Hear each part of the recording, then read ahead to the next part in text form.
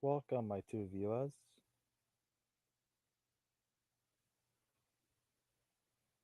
Not much to comment on yet.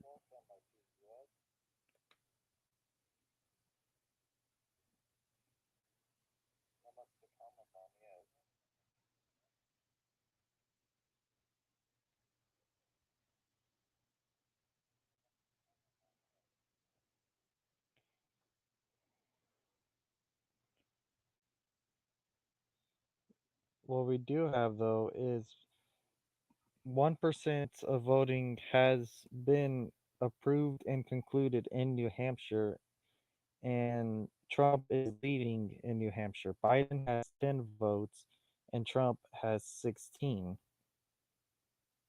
That gives him a 61 .54% lead there.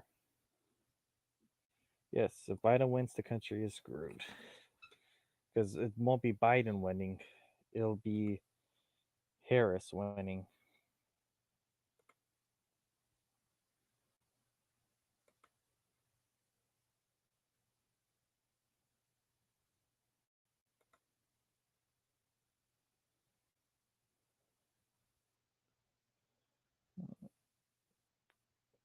So Trump is leading in New Hampshire, 16 to 10 votes. It's not a big lead,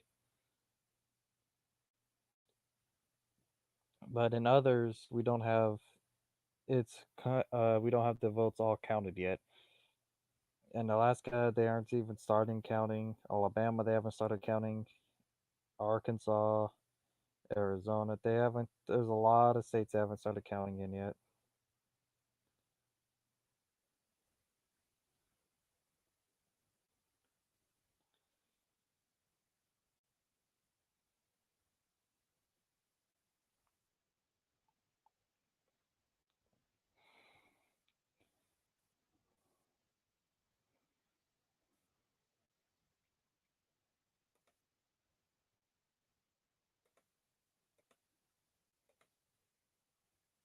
Trump 2020. Yep, Trump 2020. We have. I know this is early, but we got some results in. Trump is leading in New Hampshire, World Traveler. I don't think he's going to end up winning New Hampshire. That's a pretty liberal state, so they're probably going to end up turning blue. Uh, but he is leading there. He has 16 votes for Trump and then 10 Trumps for Biden.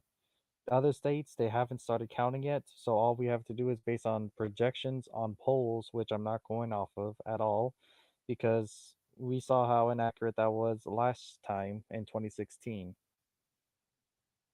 Hillary was projected to get win by a landslide, and it wasn't even close. And now Biden's over here projected to win by a landslide, and I'm pretty sure it's going to be close again, and Trump's going to win again.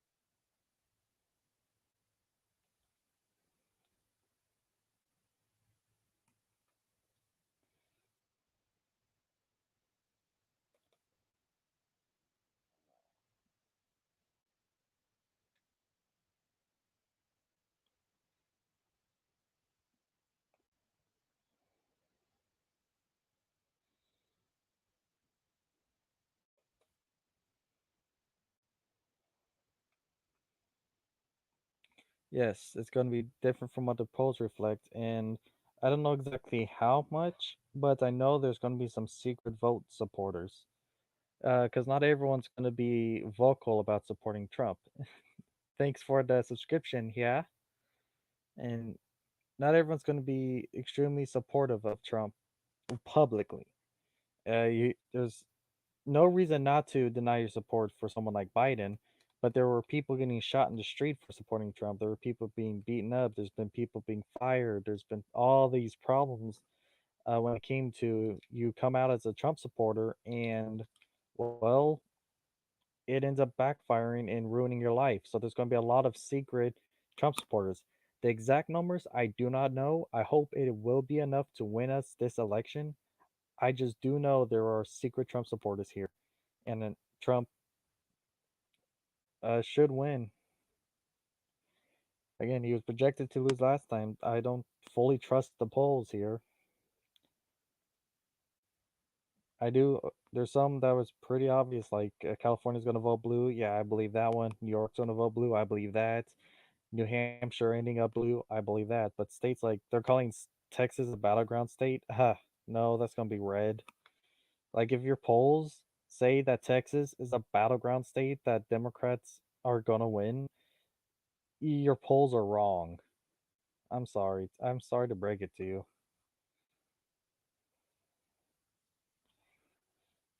Pennsylvania could end up swinging Trump again, especially with Biden being flip floppy about the oil.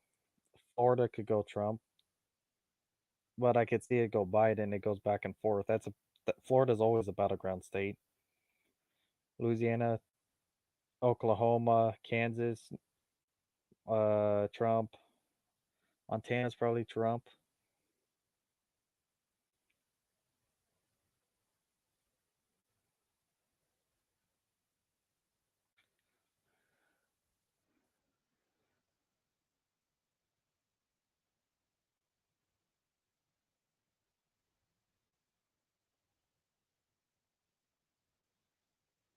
Mhm.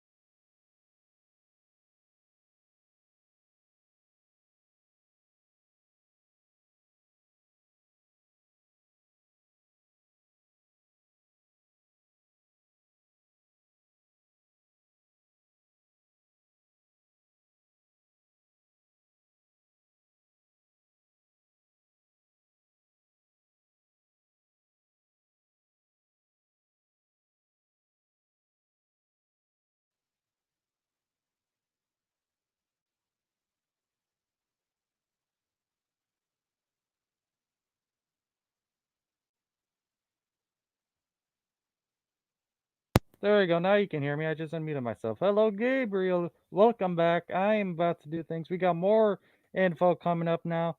In what was that? Indiana. Indiana, it's leaning Trump right now, and then in Kentucky is leading Biden. So Trump is leading right now, 15. Yes, Trump is leading here.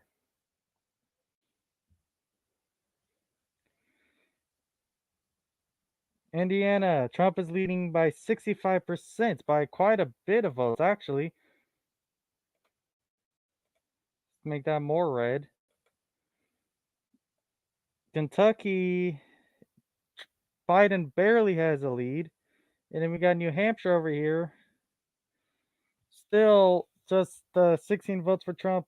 Still hasn't changed a bit. But Trump is leading quite a bit and actually in Indiana right now. But only 4% have been called in for Indiana, so we are still unsure about that stuff. But yes, it's actually time for a lot of the polling to actually come out now.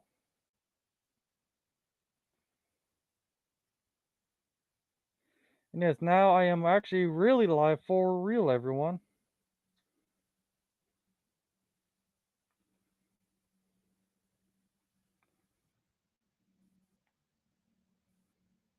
In New Hampshire, it is can't take anything in New Hampshire right now because New Hampshire only has 1%.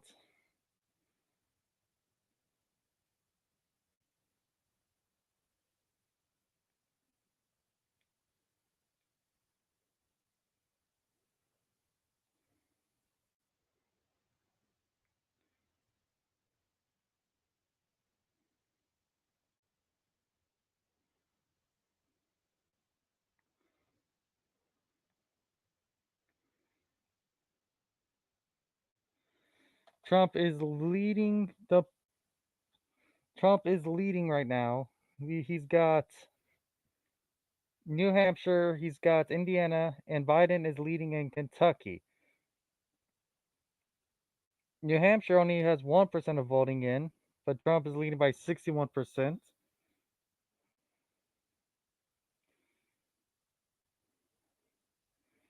Kentucky only has 10, it has a whopping 10% in, but Biden is leading it, but not by much. Biden has 53% there to Trump's 45, and in Indiana, Trump has a much bigger lead, 40,000 more votes than Biden, is 65% right there. Kentucky, Biden only leads by a few, not even a full 10, it looks like. No, yeah, yeah. Okay, Overson, not 20s, less than 20. The lead for Biden against Trump, there's less than 20,000 there. So that's just not a big lead.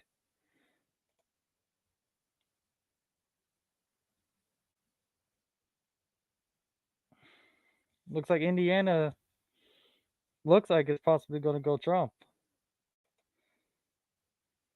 Thank you, World Traveler, for the mask. I just got it today. Got a nice background. Got my Keep America Great hat. This is my first year voting. Gotta get a hat to represent. We got nothing yet on other states. We just have 3 states where they have voting. Kentucky, we have 10%. Biden leads. Indiana, we've got 4%. Trump leads. And then in New Hampshire, we've got 1%. Trump leads.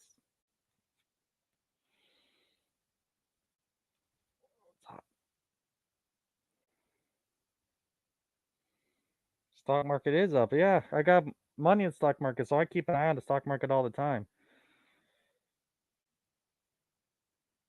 And right now, with the election ended here, no one would win because there's not enough votes. But if the election ended here, Trump has the lead.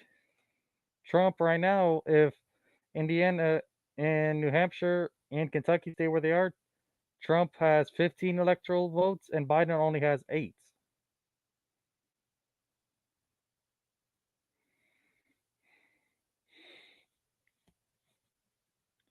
Oh, and I need this fan on. It's hot. hot in here.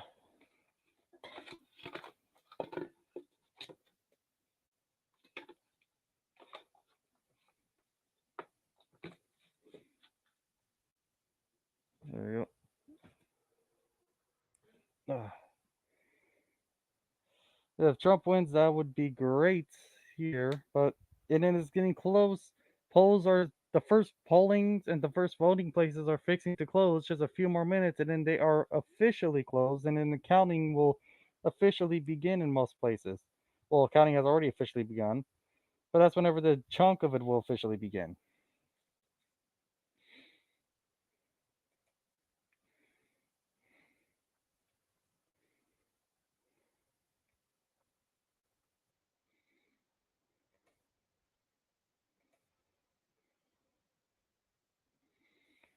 You've been so nervous. I understand.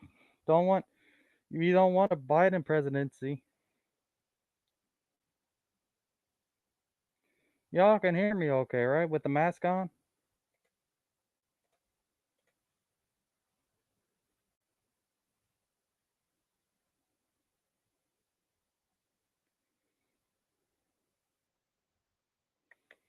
Do, do, do, do, do, do, do, do, do, do. Do, do, do, do, do.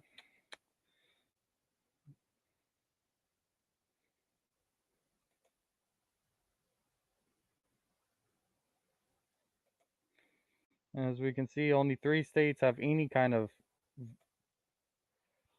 counting done. Not much, but something.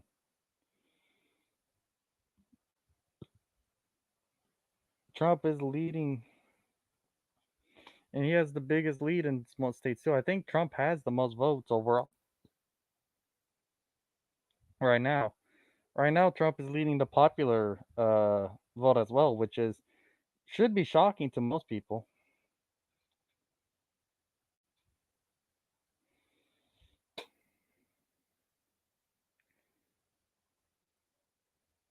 I have not heard that. I gotta look that up. Salsa.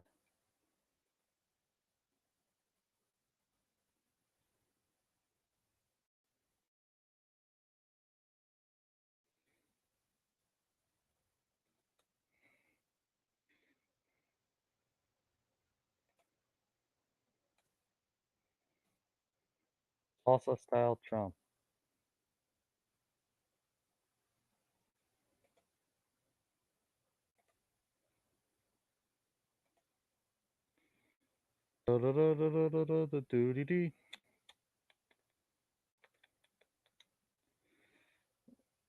Let's look up this song, Salsa Style. Hey, we got 4 people here. How many of y'all are voting for Trump? How many of y'all are going for Biden? We got 4 people here. I know 2 of y'all are going for Trump, so that's at least 50%. At the very least, 50% is going for Trump. Hold on 1 second.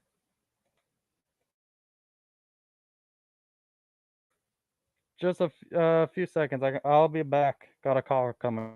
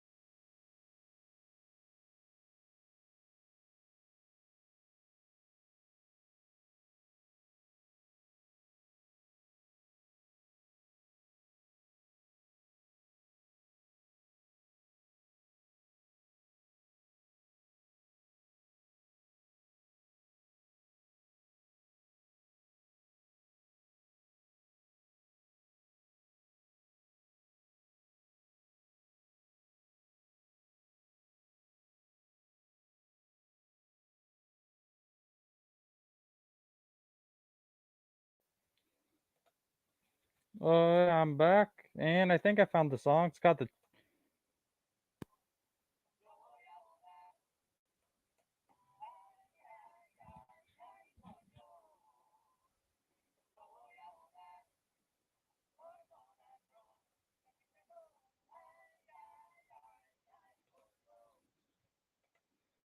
Is it on YouTube? Is it here? Let's see.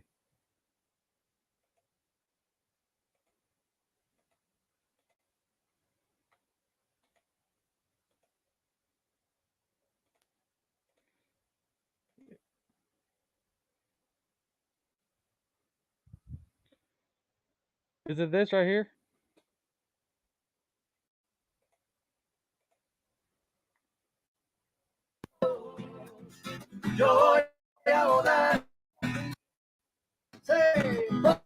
Guys, welcome to new. Oh no. Dance salsa? I don't dance very much actually at all. I just kind of mostly dance. The only dance was during the homecoming and prom whenever I was with going out on a date. So not really. I mean, I did do a little bit of dancing in when I was in elementary school. Nothing too fancy though.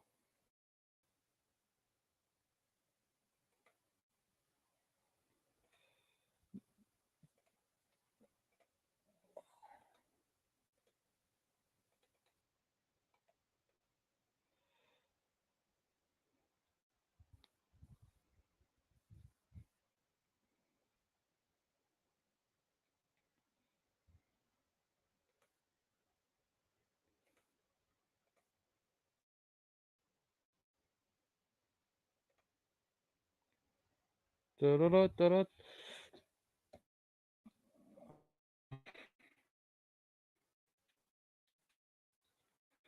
Oi, oi, oi. There we go.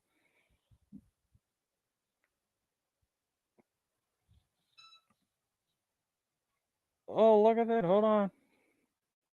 Oh, we got a little bit of a change. Trump now has a lead in Kentucky.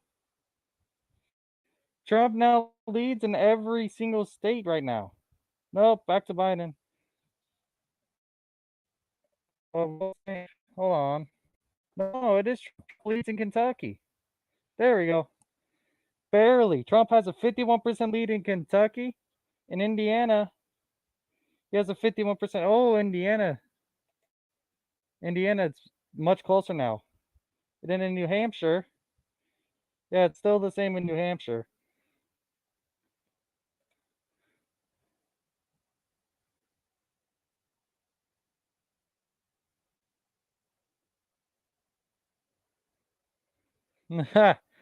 I guess I try if it was going to guarantee Trump's victory, but right now Trump's in a pretty good spot. He's leading in Kentucky, he's leading in Indiana, and he's leading in New Hampshire. Indiana, however, Biden is closing the gap, but in Kentucky, Trump has closed it and got the lead. Biden has no lead in none of the states. Trump is leading in the popular votes and in the electoral college because Biden doesn't have any state right now. Yeah, Trump has. Oh, in Indiana, the lead has gotten big again. Trump got a bigger lead in Indiana. Turned out more red. Let's go, Trump. Trump has the lead in all three states that are given their polling results in. In Indiana, his lead is at 63.2%. In Kentucky, he has 51% of it. And in New Hampshire, he's got 61%. In Indiana, we've got 7% of the results in. And in Kentucky, we have 14% of the results are in. Trump is leading in all the states right now. All the states are red. Well, that's only 3 states, but still, that is a good start for Trump. The the main state we want to pay attention to early on, oh, my flag's upside down, is Florida, however. They don't have anything in yet,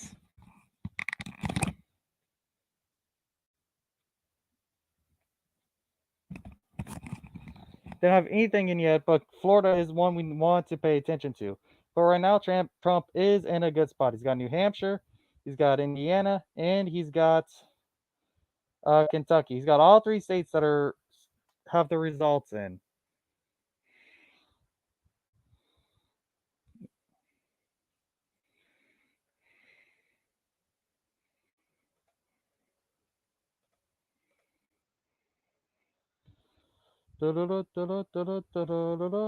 Yeah, Trump's not going to win all the states though. At the very least, Biden's going to get California and New York. Those are guaranteed him. Trump's going to definitely get Texas. But right now, if Trump gets Indiana, Kentucky, and New Hampshire here, the first three states, that would be a pretty good start for Trump, especially New Hampshire. New Hampshire, I believe, is normally blue. Indiana and Kentucky, I think, are normal. That might be back and forth. We'll see. But yeah, New Hampshire would be a good flip. If we could, that'd be an interesting flip. New Hampshire's a blue state most. Trump with the lead. Oh, and again, Trump has the popular vote right now too. Trying to say Trump can't get the popular vote, he has it right now.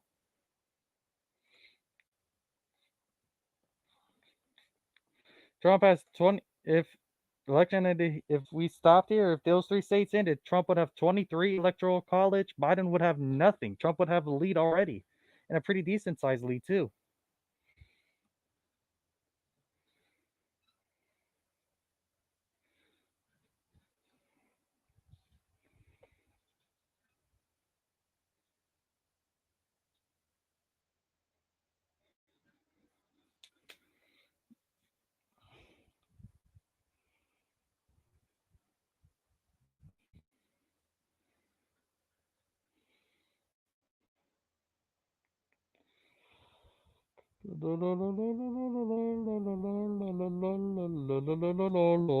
Chololololo.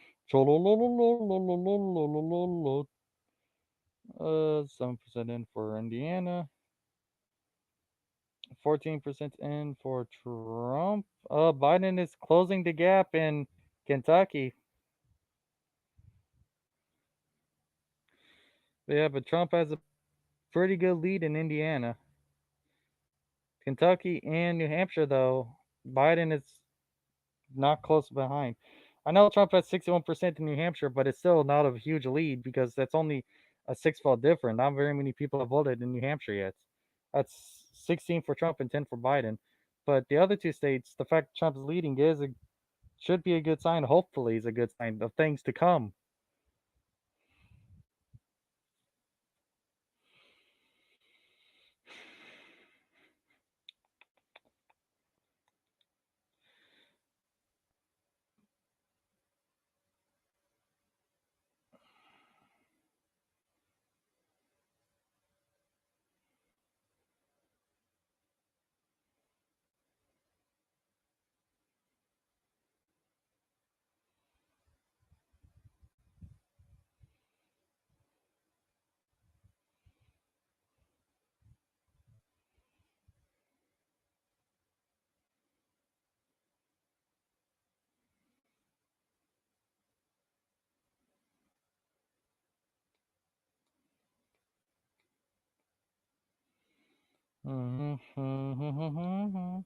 It's almost 6. 2 minutes until 6 o'clock. 2 minutes until the first polling sites end. We are now in the countdown.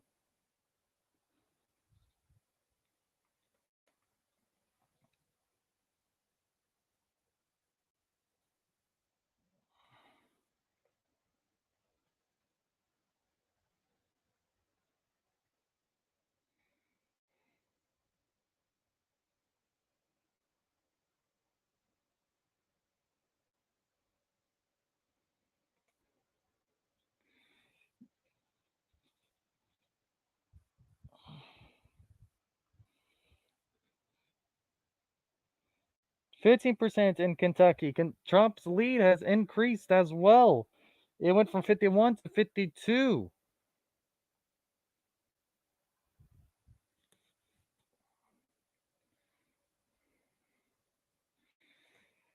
how these colors will go, I'll have the lighter shade when if an opponent if someone has a lead in the 50s, if they have it in the 60s, it's gonna be leans a little darker.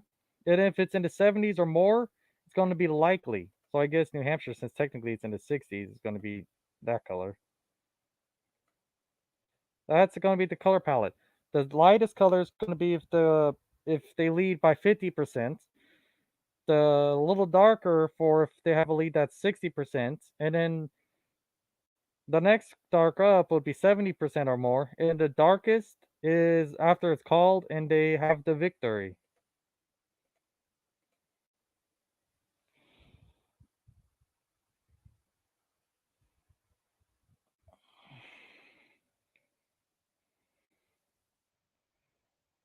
Polling are closed in places. We are officially in where polling places are closed. 1 second, everyone.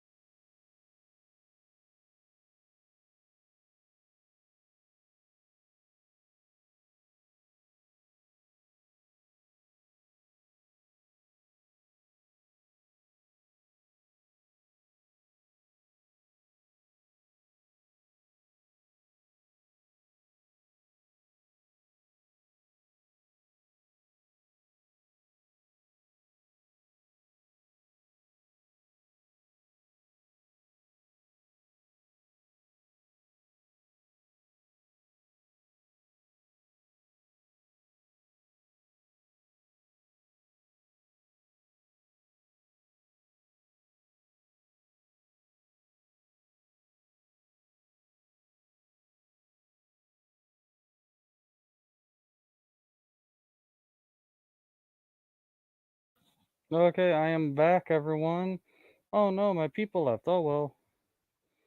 Well, I am back. We've got. Let's look at this. We've got more results coming in. We've got New Hampshire is still leaning red. We've got uh oh man, come on.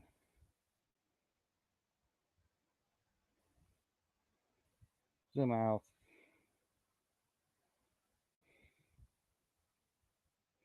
Vermont is saying blue with 3 votes, but I'm not seeing how. Florida. Okay, there's some weird things going on right here. I'm trying to look. Okay. So New Hampshire still voting red. Vermont somehow blue, but with no votes they're showing. Florida, there we go. Trump has a 50% lead in Florida. Virginia, I know they're showing blue on the map, but showing Trump with a 15% lead here. Don't know why it's doing. The fuck is Virginia doing? I don't know. Kentucky.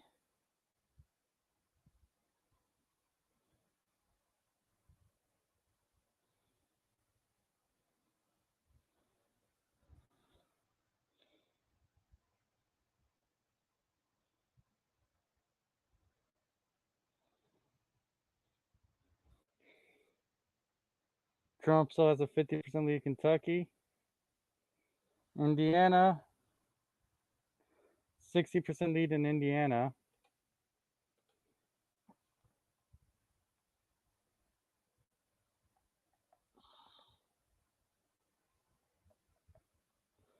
This is really weird. Okay.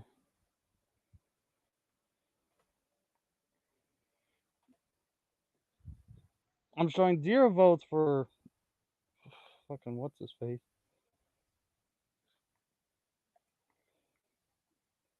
Uh, 55 votes are in. No, that's worth 55 votes, I think. No, it's not. Can't be.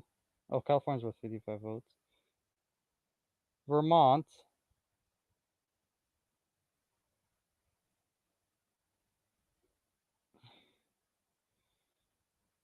Alright, let me reload this map because this is looking weird.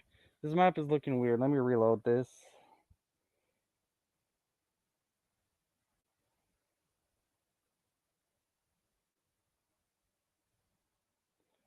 I don't. They're already saying Joe Biden's declared for Vermont. I've seen any votes in yet though. Trump's leading in New Hampshire by 60. Trump's leading in Florida by 57. How?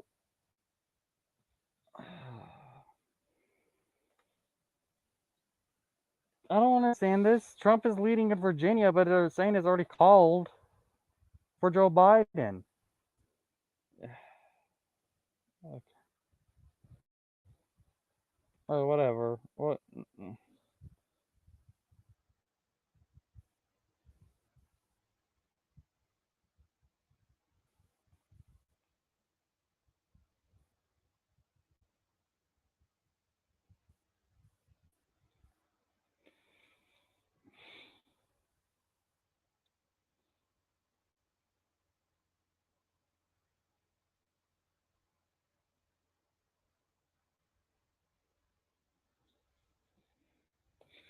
Hold on. Let's look at what's going.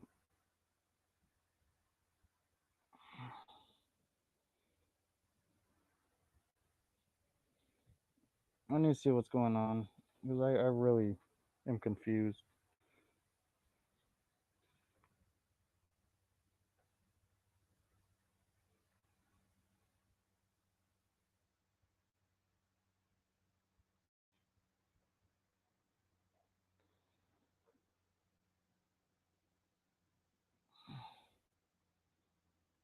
Oh, they're going based on predictions? Okay.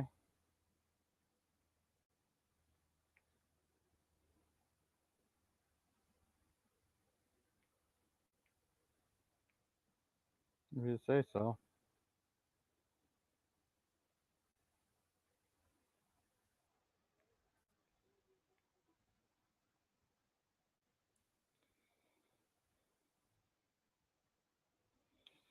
So they're going based on predictions. They're not going based on what it is right now.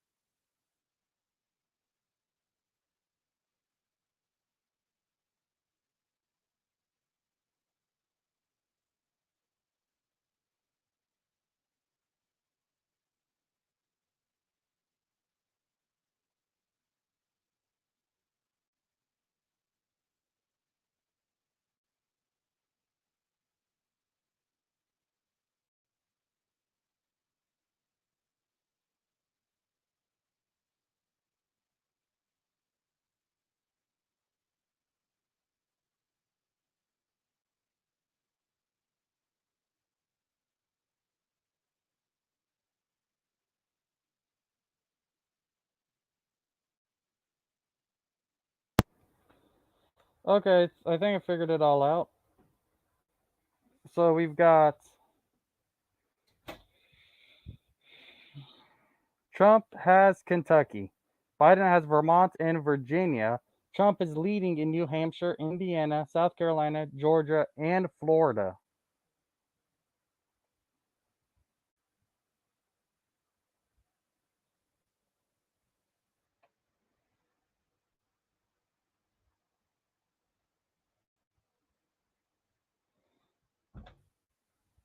Republicans have 3 seats in the House. Democrats have 1. Democrats have 36 seats in the Senate now. Republicans have 30.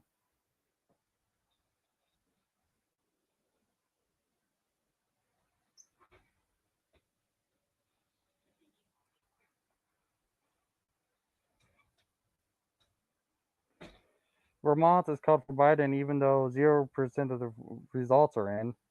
That's that's a huge prediction by them over here. Trump is leading in New Hampshire. Most likely going to go to Biden. South Carolina, Trump is leading. Florida, Trump is leading by a little. Georgia, Trump is leading. Indiana, Trump is leading somehow with no votes in. Kentucky's called for Trump. Virginia is called for Biden, even though Trump is leading. And I can't wait for like some of these results to come in as wrong and inaccurate.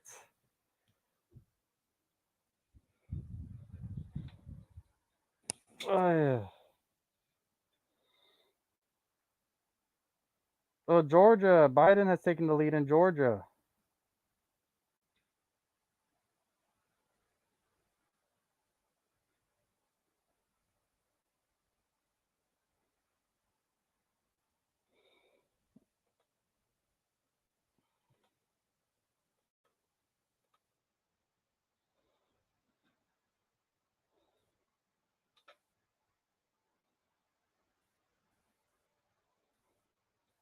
Oh, Biden has a commanding lead in Georgia.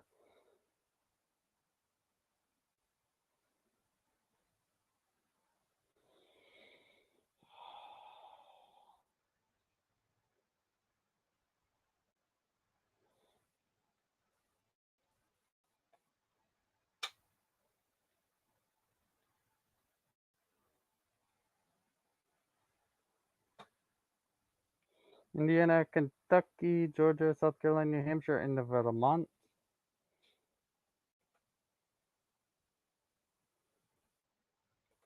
So right now, Trump is leading here. Let's see, Indiana, Kentucky. Biden has 3 states on him. Trump has 5. Right now, Trump is leading. He's got 61 electoral votes. Biden has 32. Trump has 8 called for him. Biden has 16. Trump needs more called.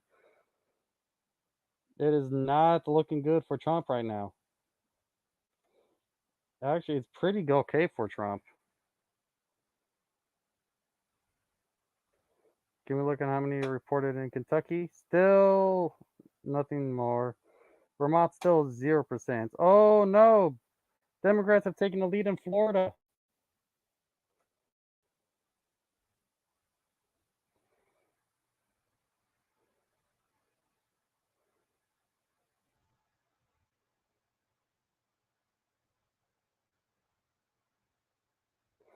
Democrats have taken.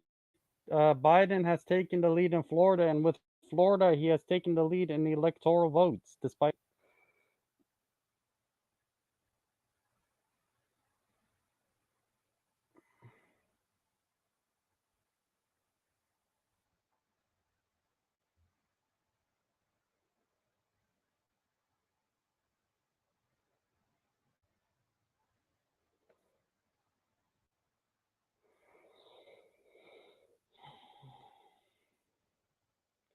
So Biden leads now in. Biden has 2 states called for him. Trump has 1. Biden leads in 2 more, and Trump leads in 3 more.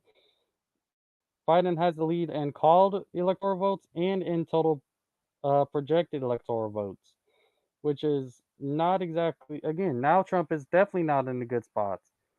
Biden has taken the lead in this election.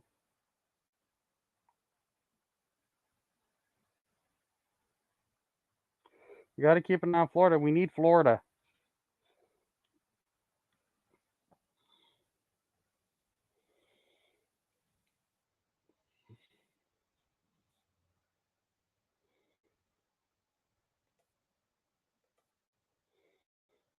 Come on, Trump.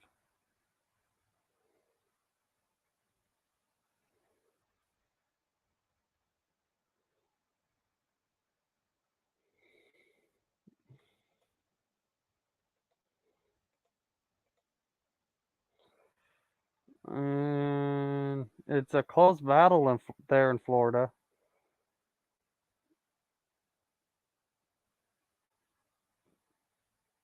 Vermont still called for Biden, even though there's flipping none. Biden has taken a commanding lead in Georgia. Trump just a slight lead in South Carolina. Biden, Trump a commanding lead in Indiana. A huge commanding lead. He's got over 100,000. Kentucky, another commanding lead. Virginia, Trump still has the lead in Virginia, I believe, even though they haven't called for Trump. Yeah, Trump still has the lead in Virginia. They still haven't called for Biden, though. It's just a bit weird. I guess they just flipping don't care.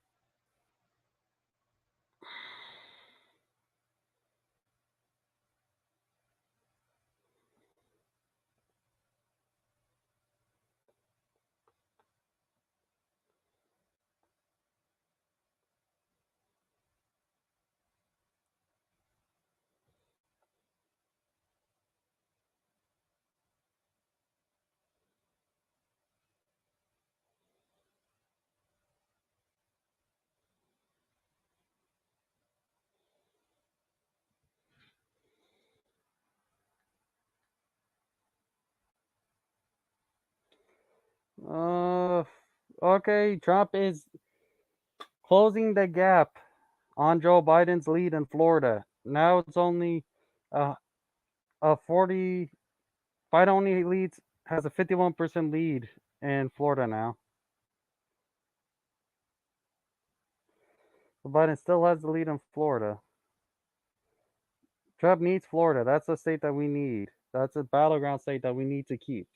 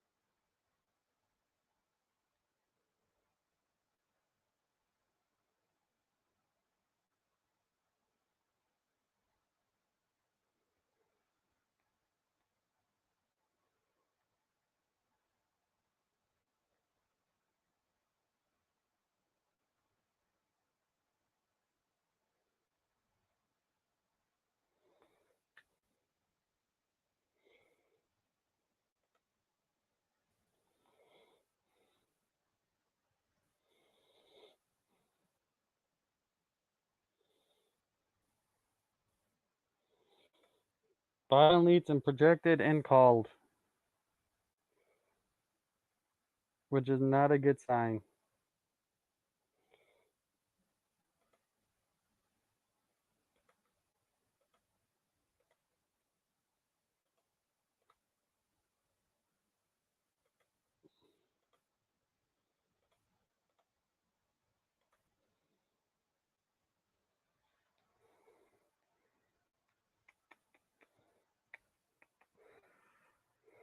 Oh no.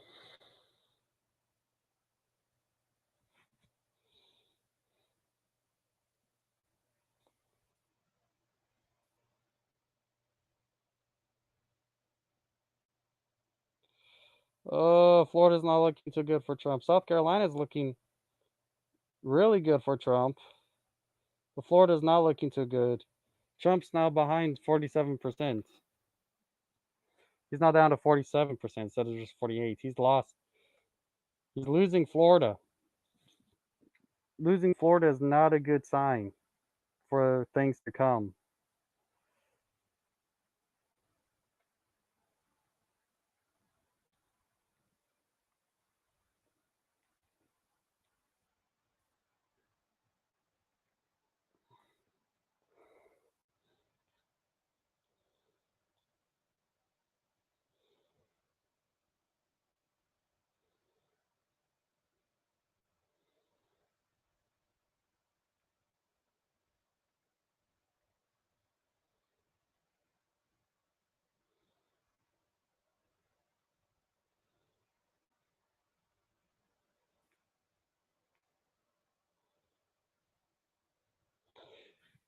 We've got 5 seats in the House, 2 seats in for the Democrats, 5 seats for Republicans. Democrats are still 36 in the Senate for to the only 30 for the Republicans.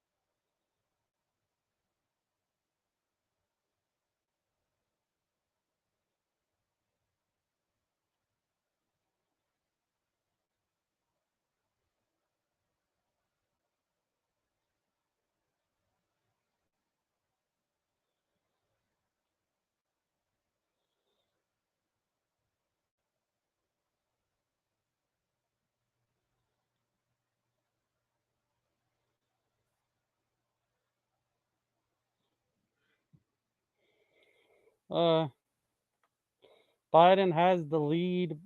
He has twice the amount of called, and he has twice the amount of projected. Again, not exactly good sign for Trump. Florida is not looking good for Trump either. How's Florida looking?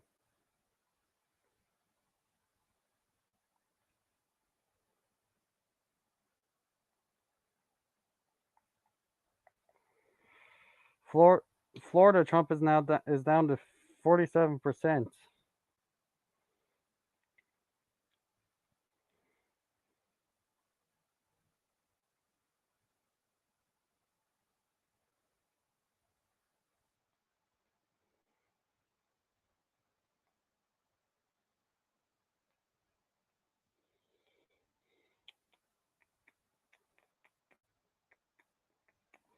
And Biden has taken the lead in New Hampshire. That one's not surprising at all. Oh, the one that's again not worrisome is Florida. Oh, Trump has taken more of a lead. He's now up to 48%.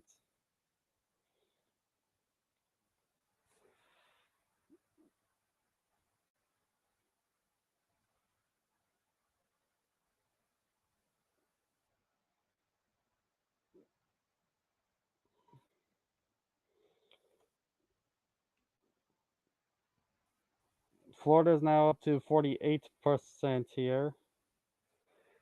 for Trump. Trump has taken the lead. It's not uh yeah, not looking good for Trump in Georgia. South Carolina looks like that's gonna go to Trump if things keep going, but that's only 1% in. Indiana with 90% in, Trump has a decent lead, not a safe lead. In Kentucky, 19% in, Trump still got his lead.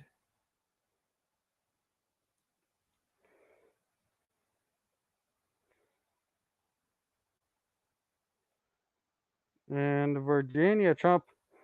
What's going on in Virginia? Trump still has a lead, a commanding lead in Virginia, yet they're calling it for Biden.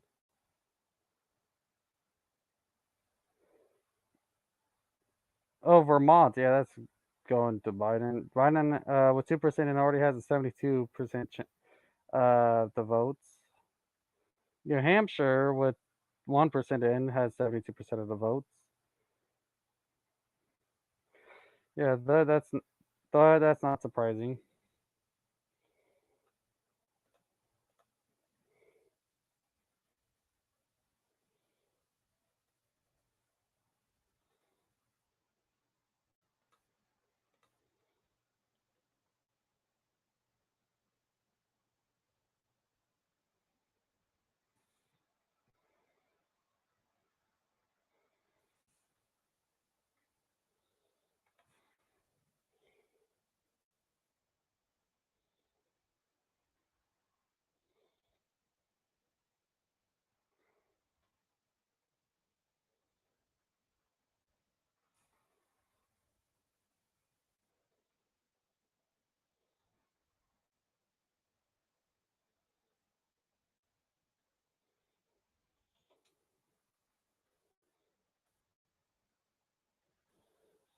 Oh, again, not looking good for Trump very well.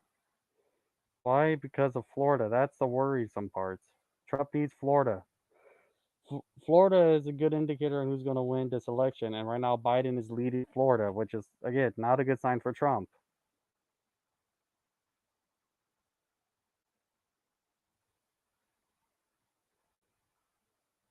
He is gaining a little bit of ground though.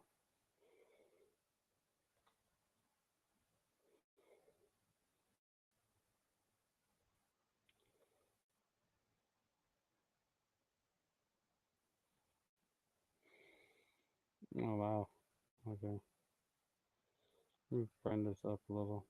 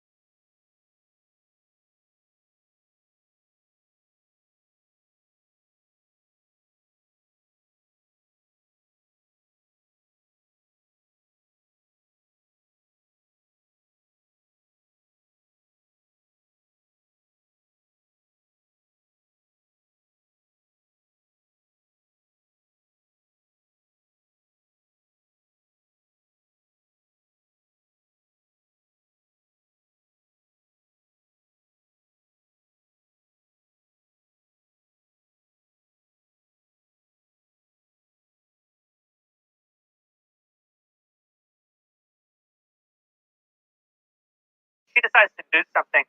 Like, take 2016, for example. She decided to walk down the hall. Girl knows how to walk down the hall with purpose, change the game. That's what she's doing now with podcasts. Megan, we're so glad that you're with us, and we love your new podcast. It's fabulous. Hey, guys, thank you so much. Well, thank you for helping me to promote it and for being such good and faithful backers of it from the time it was a little embryonic stage. Well, it's been kind of a treat for us to get to talk to you behind the scenes and watch you give birth to this thing and to see its success right out of the gate. It's really a wonderful thing. I think this, it's a really freeing thing to engage in the podcast. I'm sure coming off of being in the more restrictive environment of television, I think it'll give you the opportunity to say all the things that you want to say, and you're already doing that and doing it very well. So welcome aboard. Let's talk about the election. So I want to ask, first of all, since you've spent so much time in the media covering this stuff, I believe that the media have been worth 8 to 10 points for Joe Biden in this race. The media seems to have given up on any pretense of objective journalism. Since you've worked in the halls of the media, not just at Fox News, but obviously at network news, what do you make of what looks like the decline of establishment journalism? I mean, I think it's done. I did a little talking points memo on my podcast today. It's already our most downloaded we've had yet, talking about how the media committed suicide and Trump was there cavorking. He didn't kill them. He helped them along. They willingly jumped right off that bridge. They did it to themselves. And it's been, I don't even want to say it's been sad for me to watch. It's been kind of disgusting for me to watch because they've been trying to take him out from day one. And look, I wasn't exactly in love with President Trump 4 years ago, and he kept coming after me. But I'll tell you something. The thing that helped me really see him clearly and fairly was how much the media hated him and how against him they were. And then you know how it is. It's like you have to rise up, be your strongest self, and put the most clear, focused lens on the guy so people have someone they can listen to who's not determined to be part of the resistance and bringing him down. I just think it was a complete shirking of journalistic responsibility. Their credibility is gone, and they cannot get it back. And I'll tell you one reason why it's problematic. COVID. Remember when they were coming out there and they were trying to tell us, like, aren't you listening to us? We're the media. We're telling you it's dangerous. And we were all at home like, screw you. That's you right. lied so many times. Take the Covington case, Jussie Smollett, all the lies about Trump, Russiagate, Ukraine. We no longer believe you. And then you got Trump, on the other hand, who doesn't have an adult relationship with the truth, up there telling us all sorts of facts that are not facts about COVID. And it's just so frustrating, right? You're like, what's going on? This is something I really want to know the truth on. Anyway, so hence life in the digital lane for me. I feel like it's a great place to be able to just deliver the truth, whatever it is. And I do think that's why digital media and, places like the Daily Wire are the future. That's the future. The legacy media truly is dying. And once Trump goes, whether it's, tonight or 4 years from now, they're really done because he's the only thing keeping them alive. Yeah, that's right.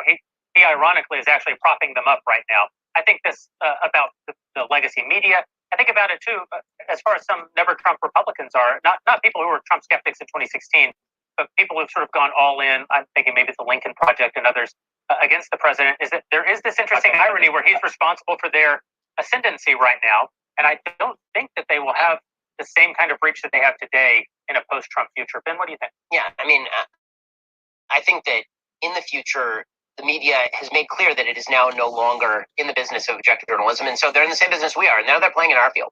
Before it was like we had to try and play in their field. Now they're playing in our field. Megan, one of the things I wanted to ask you about is you're one of the few figures in media who did not succumb to Trump derangement syndrome. So you had every reason by all available sort of objective metrics to succumb to Trump derangement syndrome in a way that nobody else did, considering the president went directly at you in 2016 repeatedly. And yet you didn't. You maintained your objectivity. You maintained a perspective on Trump that allowed for the possibility that he would do things that you would like. How are you able to maintain an even keel? Because it really is a quality that you don't see in a lot of people in the media sphere.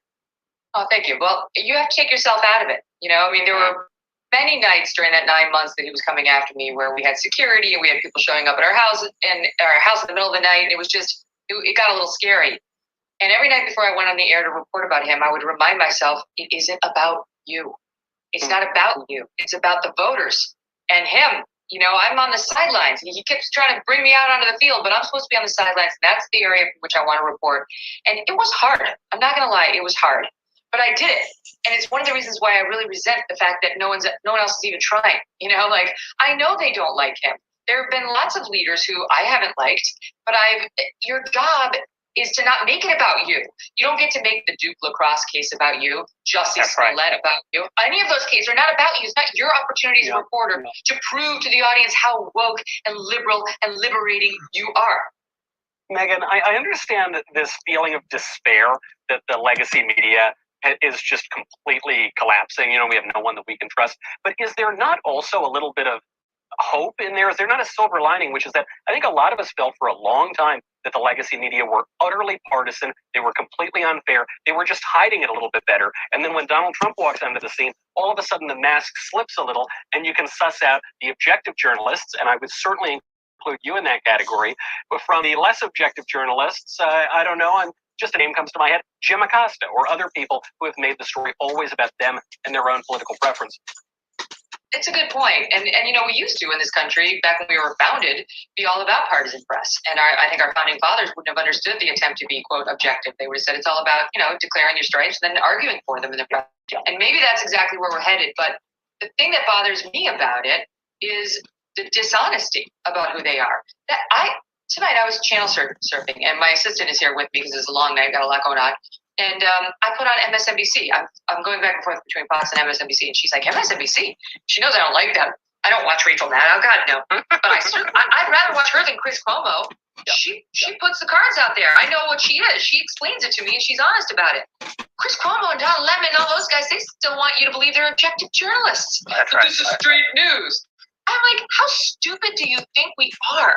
And what really bothers me about it is, we're all in media. But my imaginary viewer, I call her Madge. She's in Iowa. She's a busy lady. She doesn't have time to be watching all this nonsense. Madge doesn't know. She's like, I don't know. I'm living my life. I'm not following, the media websites to figure out who's gone biased and who hasn't. She thinks it's just the news. Well, it isn't the news. It's complete propaganda. So it irritates me. And for now, I don't watch Rachel's show, but I'd watch a panel on MSNBC before I'd watch CNN. Well, in the early days of this country, the media declared their biases, and the media actually campaigned to elect presidents instead of candidates campaigning to get elected as president. This is why you still have newspapers like the Tennessee Democrat, right? They're actually named after the parties that they were formed to be propaganda outlets for. We don't think of ourselves as a propaganda outlet. We don't say things that we don't believe are true. We don't say things for which we can't find factual evidence. We're not trying to be an answer to the sort of Pravda tendencies of the left, but we do acknowledge that we have these biases. I actually think that everyone in the country would be in so much better shape if we got rid of this entire idea of objective media and everyone just owned their biases. Of course, the only people who are against that are the people who don't want you to know. Here's the problem on it. It would work if people could work off of the same facts. And I listen to Ben all the time, and I love yours too, Jeremy. Welcome to the podcasting world, which you already ran behind the scenes. And Michael, I'm soon going to download yours as well. Okay, I'll take what I can get. I'm on it. What I heard Ben is a guy who he'll tell you when he thinks he calls like bad Trump. He'll tell you. He gives you straight analysis when he thinks Trump has done something wrong, and he's pretty free to label. This is fact. This is my thought and opinion. Not everybody does that. And I actually almost think, Ben was never a never Trumper.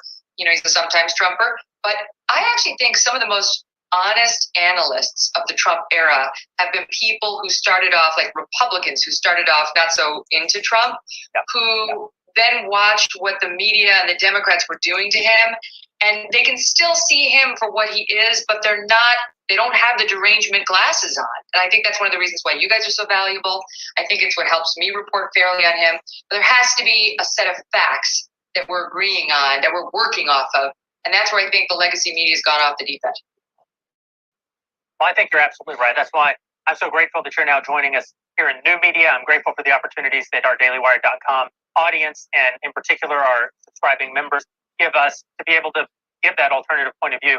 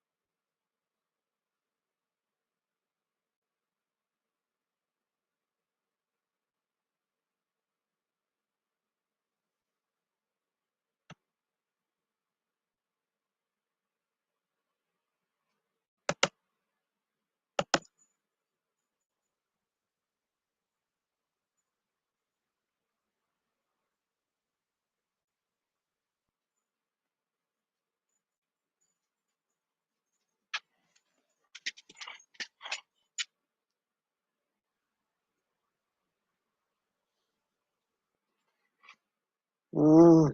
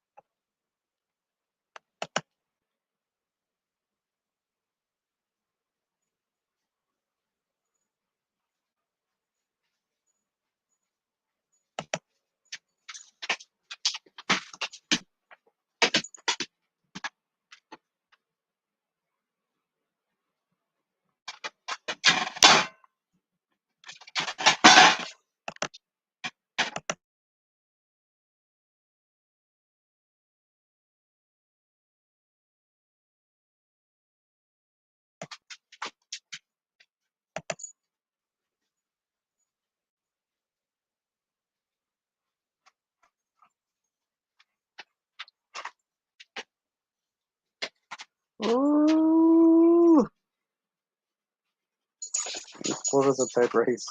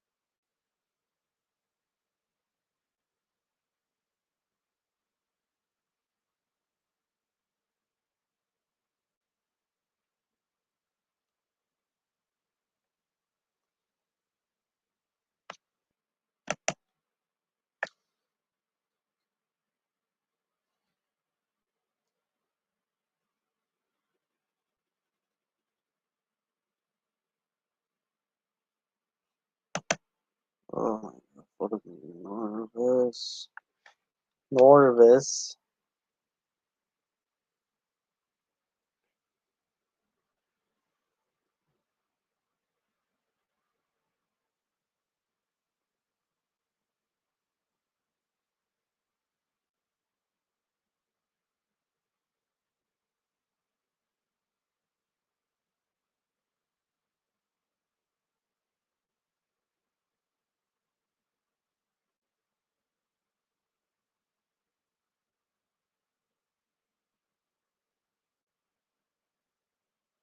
is just so on the money that what an incredible country we live in, that anything can happen. Right now, the four of us, we live and breathe this stuff.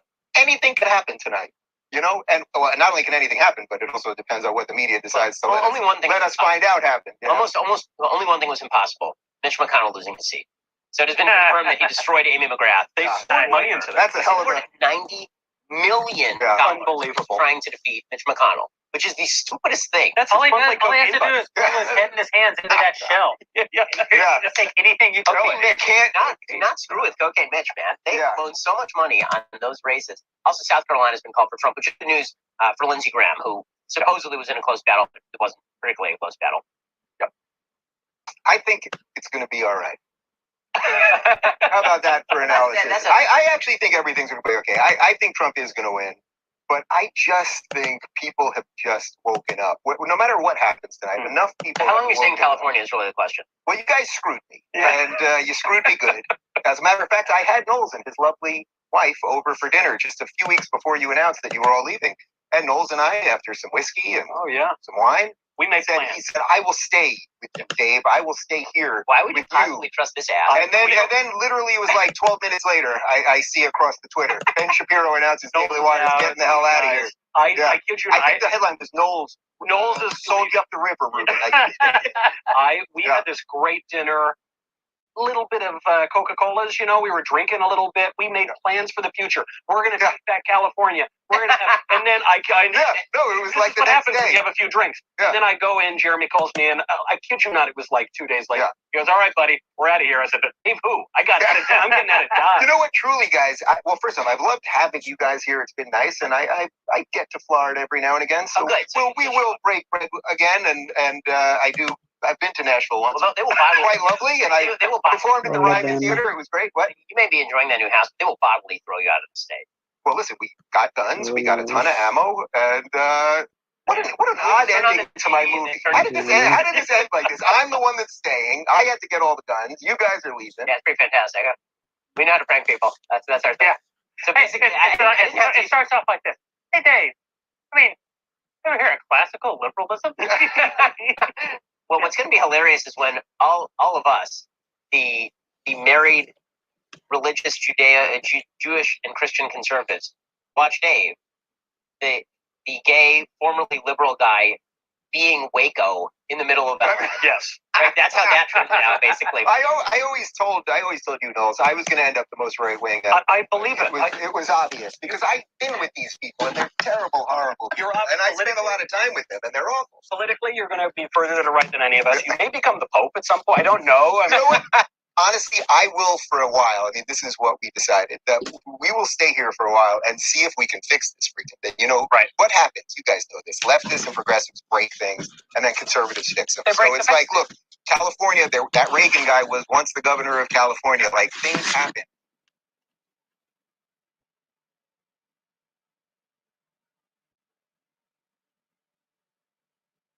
Oh no.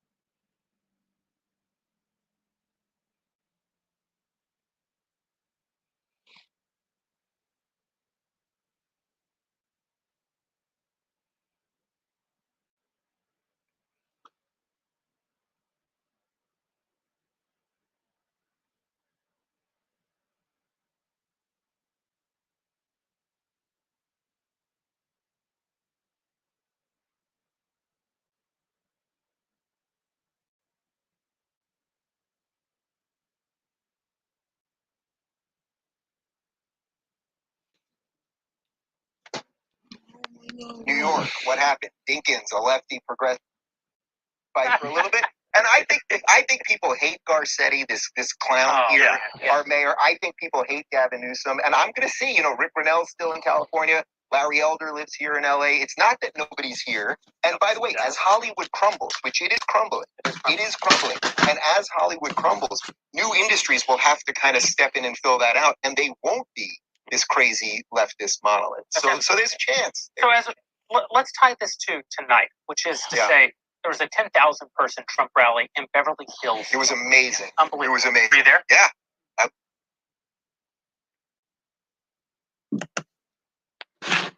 Not really.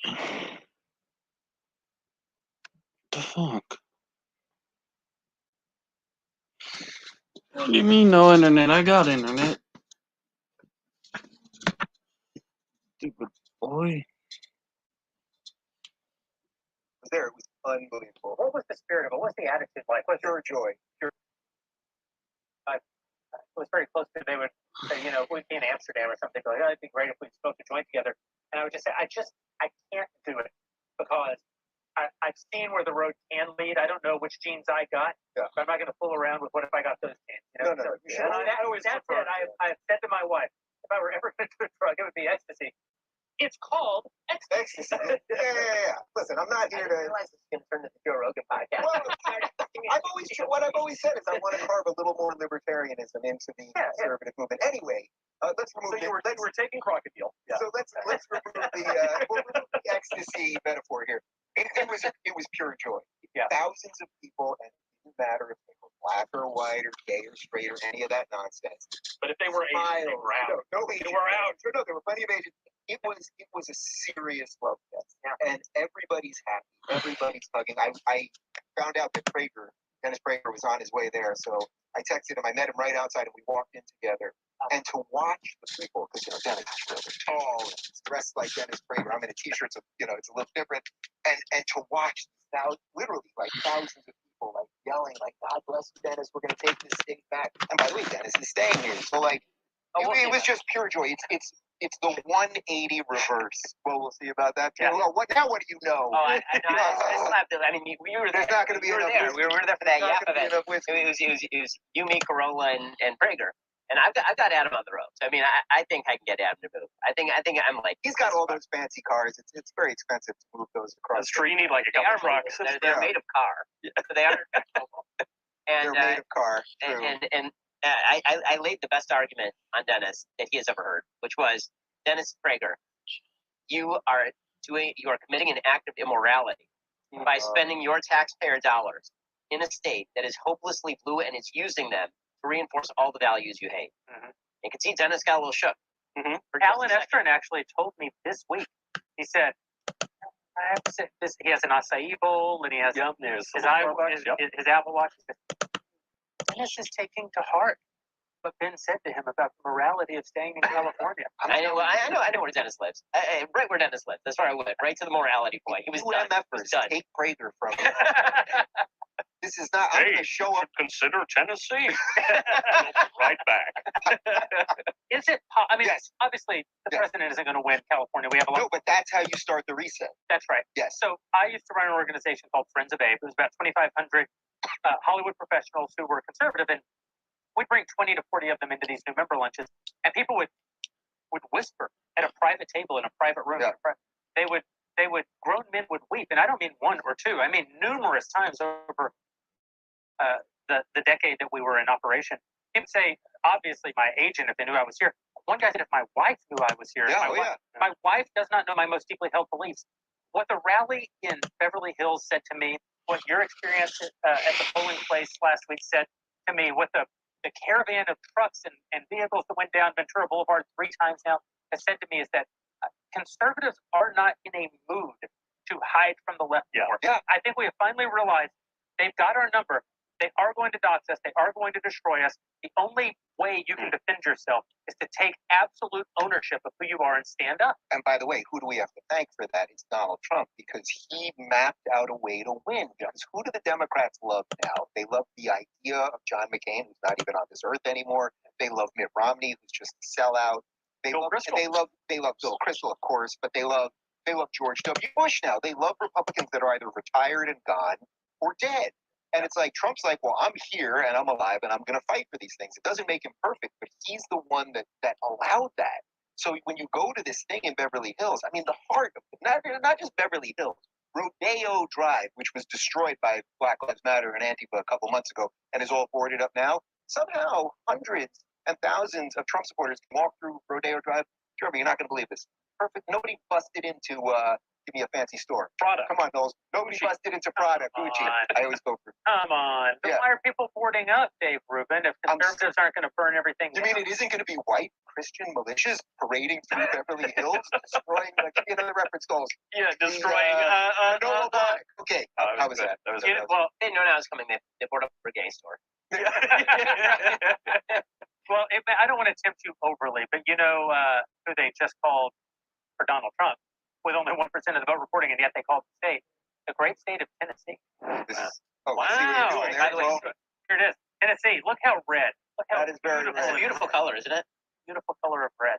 I will say this: I was in Tennessee once when I was on tour with Jordan, and I performed at the Grand Ole Opry, the Ryman Theater, which is a legendary theater. That's right. And the people there were extraordinarily nice. Yeah. You guys are going to have to get used to being around nice people. That's very different. That's very different than being here in LA. But I think just with the right amount of time and maybe a little ecstasy, I think it'll work good. This is, this is something that even I have friends and family who are very meek and mild, and they have always lived in blue places, even if they're conservative. And they say they're sick of it because now this is actually something that changed with coronavirus. Where now, and the mask is a great symbol of it. You can tell someone's politics by the millimeter of where the mask is on their nose, right? Yeah. Depending on the situation. Yeah. And now you can't deny the politics. Every single interaction is, am I a bag of germs or am I a fellow American? And am I going to kill you? And am I everything is so, you're so on edge all the time. I want to jump into a sea of Republicans in Tennessee. I want to feel like I'm not always on the defensive. Well, I mean, when it comes to the mask, actually, what I've noticed for Democrats is that the way you can tell a Democrat wearing a mask is that they're wearing it improperly. Seriously, is that Republicans, when they wear masks, it's usually because they actually are concerned about the virus. And for a lot of Democrats, it seems like the mask is being worn simply as a pure virtue signal. And so it's Just like hanging off their it's ear. like off their ear on top. And listen, I'm not as anti-mask as you guys are. So that I actually think that the masking is not the chief giveaway. The chief giveaway is when you think the masking is the failure of ideological consistency. That's the chief giveaway. All the people who say that it's terrible to go to a crowd event with Donald Trump and not wear a mask, but then they're like, but you know what? It's very important for you to go into a racial protest about how the United States is evil. Well, I actually want to There talk was literally a story, I think, yesterday on Yahoo. I think it was Yahoo that said somehow they figured out that when people are doing these super spreader Black Lives Matter things and they're destroying everything, somehow the virus has actually gone down. Yes. through those Yeah, well, things. because they But said it that was everybody was staying home. at Trump's And what they said was because everybody was staying home. They said everybody was staying home because of the riots. The rioters were actually doing you a favor. They were keeping you at home so you wouldn't die by of burning COVID. down your Also, the businesses CDC announced today. Yeah. today, the CDC says that even if you actively have COVID-19, you should go vote. The wokest Oh, I virus saw I've that. ever heard of. What bothers me about this is, and I know this will come as a shock to people, there is no constitutional right to vote for president. Right. There is a constitutional right to freely worship. And yet, churches, basically at CDC recommendation, remain shuttered all over this country. But if you're going to vote, by golly, get down there and make sure that there's not a red. What are they calling it? The red mirage. The red mirage. If it doesn't turn out their way, it's a mirage. Right now, it is worth noting that Georgia looks like it is lining up for Trump as well. So at least Florida and Georgia have lined up for Trump. Arizona looks a little bit dicier based on early stats. Ohio is looking a lot closer than it did last time. I remember Trump was supposed to win narrowly in Ohio. He went broadly in Ohio. It looks back to narrow territory. That is good news in Georgia. I'm a bit more worried in Georgia, and we've seen some polls that come out that have been a little scary. And obviously, Stacey Abrams is the governor there, so that makes it very difficult. That is good news. And after tonight, she may be the president. And she may well. This all ends with Stacey Abrams as a president, then we absolutely are in a simulation. Yes. Yeah, absolutely.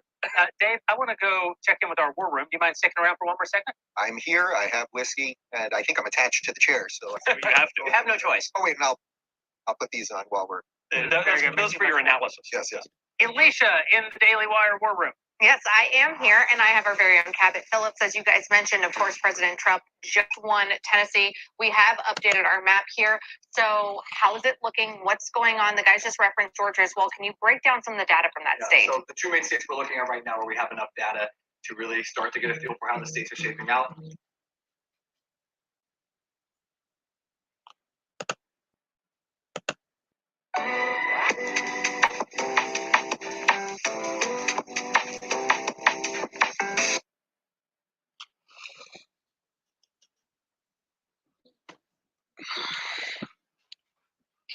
Dog, stop. Crowder.com/Mug Club. We launched it 4 years ago on election night. We had the Vox, but before that time, keep in mind, we didn't have Change My Mind. We didn't have Crowder Confronts.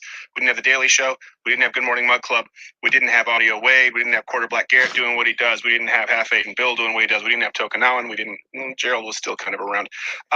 And we didn't have any of you, and we wouldn't have survived the Vox apocalypse. So here's to another 4 years. You get $30 off. We know that you have many choices tonight to watch this election live stream. We appreciate you joining us. So please use the promo code Crowder Election Stream, and we will see you after this.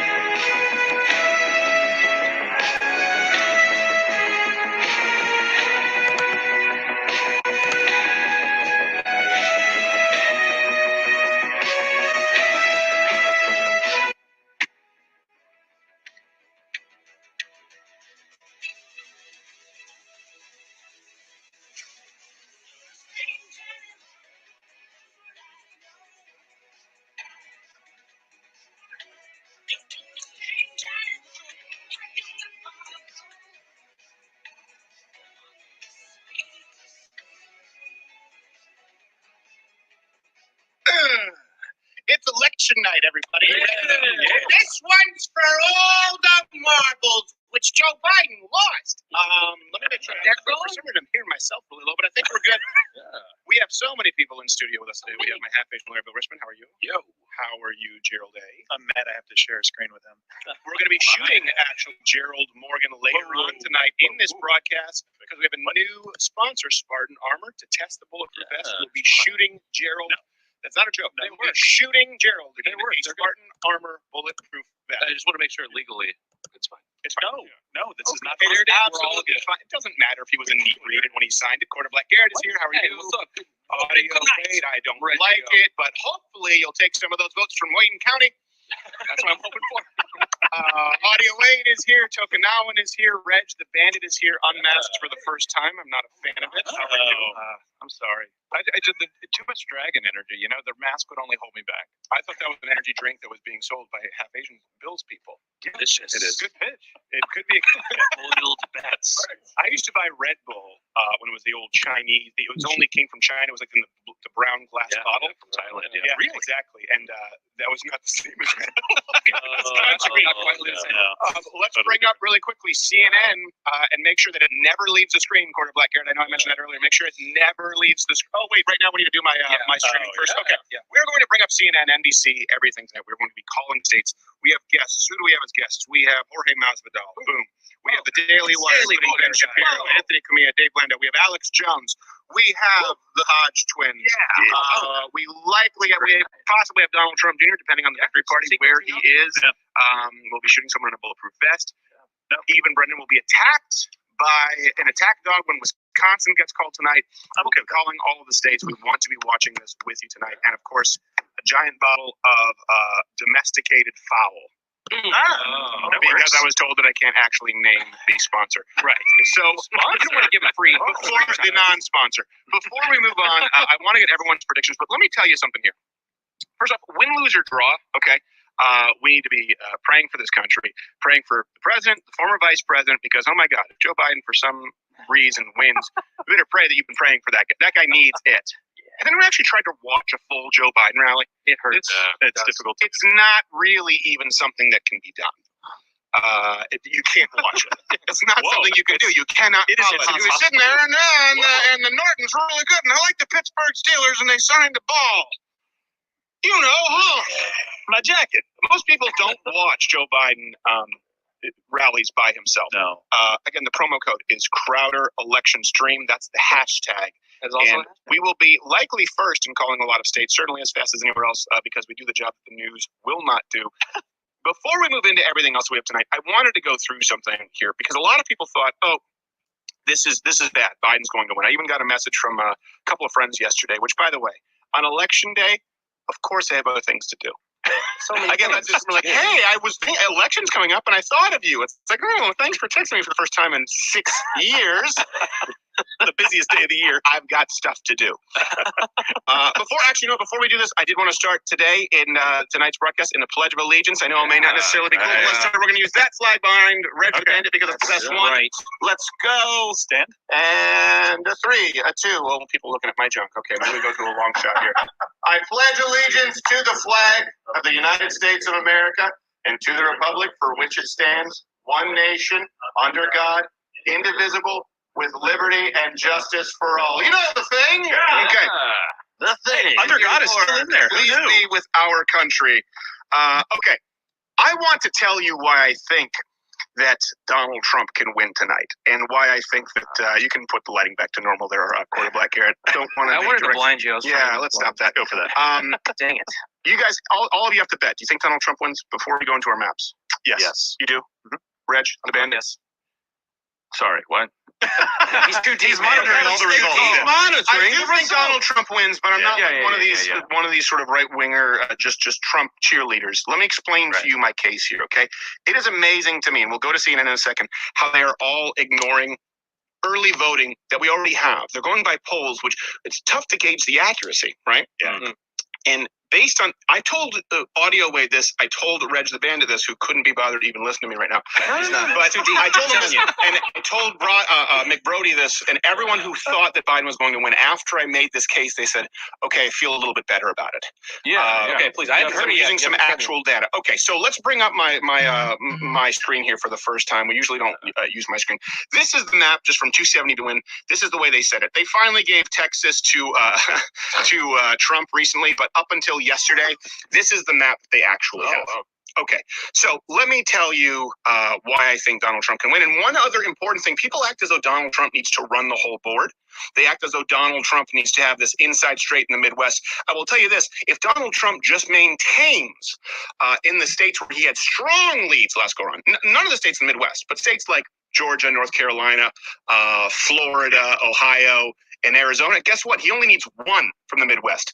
If that map happens, which is the most likely scenario, Joe Biden needs all of them, meaning Minnesota, Wisconsin, Michigan, Pennsylvania. A lot of people do not know this. So let me show you why I'm pretty confident in these votes. So right off the bat, Texas, of course. People try to say Texas is a swing state. How about you go fornicate yourself with a wire brush? Wow.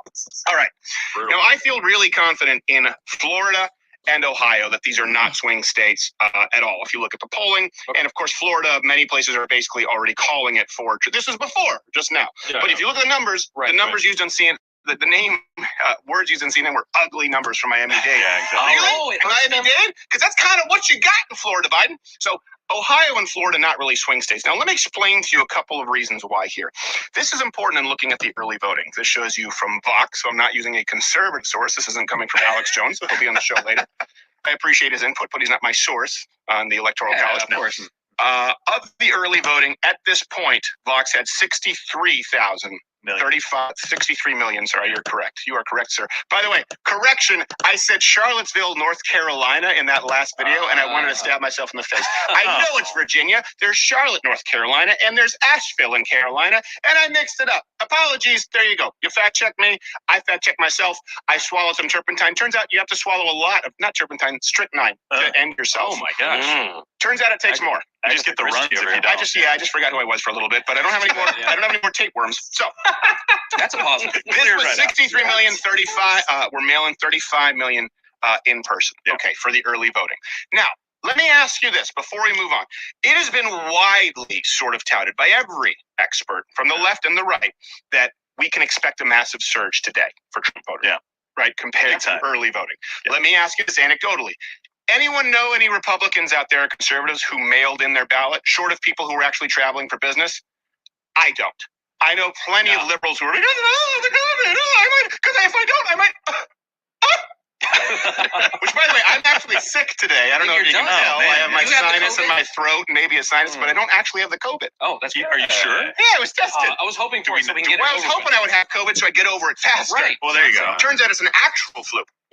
Something actually dangerous, huh? So we have this, okay, and we also have the numbers, the percentages of what are coming in from early voting. Okay, now why am I confident in Florida? Well, first off, it doesn't so much matter with Florida because we already pretty much know that Florida is going to Donald Trump. But let me show you some early voting numbers. This comes from Target Early, okay, and it's been pretty accurate because I've actually confirmed the swing states with any local publications that I could. Doesn't mean it's entirely granular, but I trust it. Okay, Florida, we're going to use the modeled party. Right, you can go by state and modeled party. This should show you how votes have come in. So in 2016, Florida. Look at. Sorry. Let me fix this a little bit. All right, here we go. In Florida in 2016, right, Democrat 48% and Republicans, son of a bitch. Hold on a second. Let me zoom in a little bit. Technology. Why is this happening? Oh, thanks, Steve Jobs. There you go. I blame Tim Cook. Anyway, okay, you see 48% registered Democrats, 43% registered Republicans, and you had 7.6% unaffiliated. In 2020, this is about 7.1% unaffiliated, relatively unchanged. But in early voting, going into Florida, Republicans had a 0.5% lead. That's within the margin of error. Now, what have we seen in Florida with the voting day of? 2.5 to 1. Republicans to Democrats. Wow. So that little lead that they had, we watched absolutely evaporate. And again, the words that I saw on CNN were, well, the words I saw from someone news.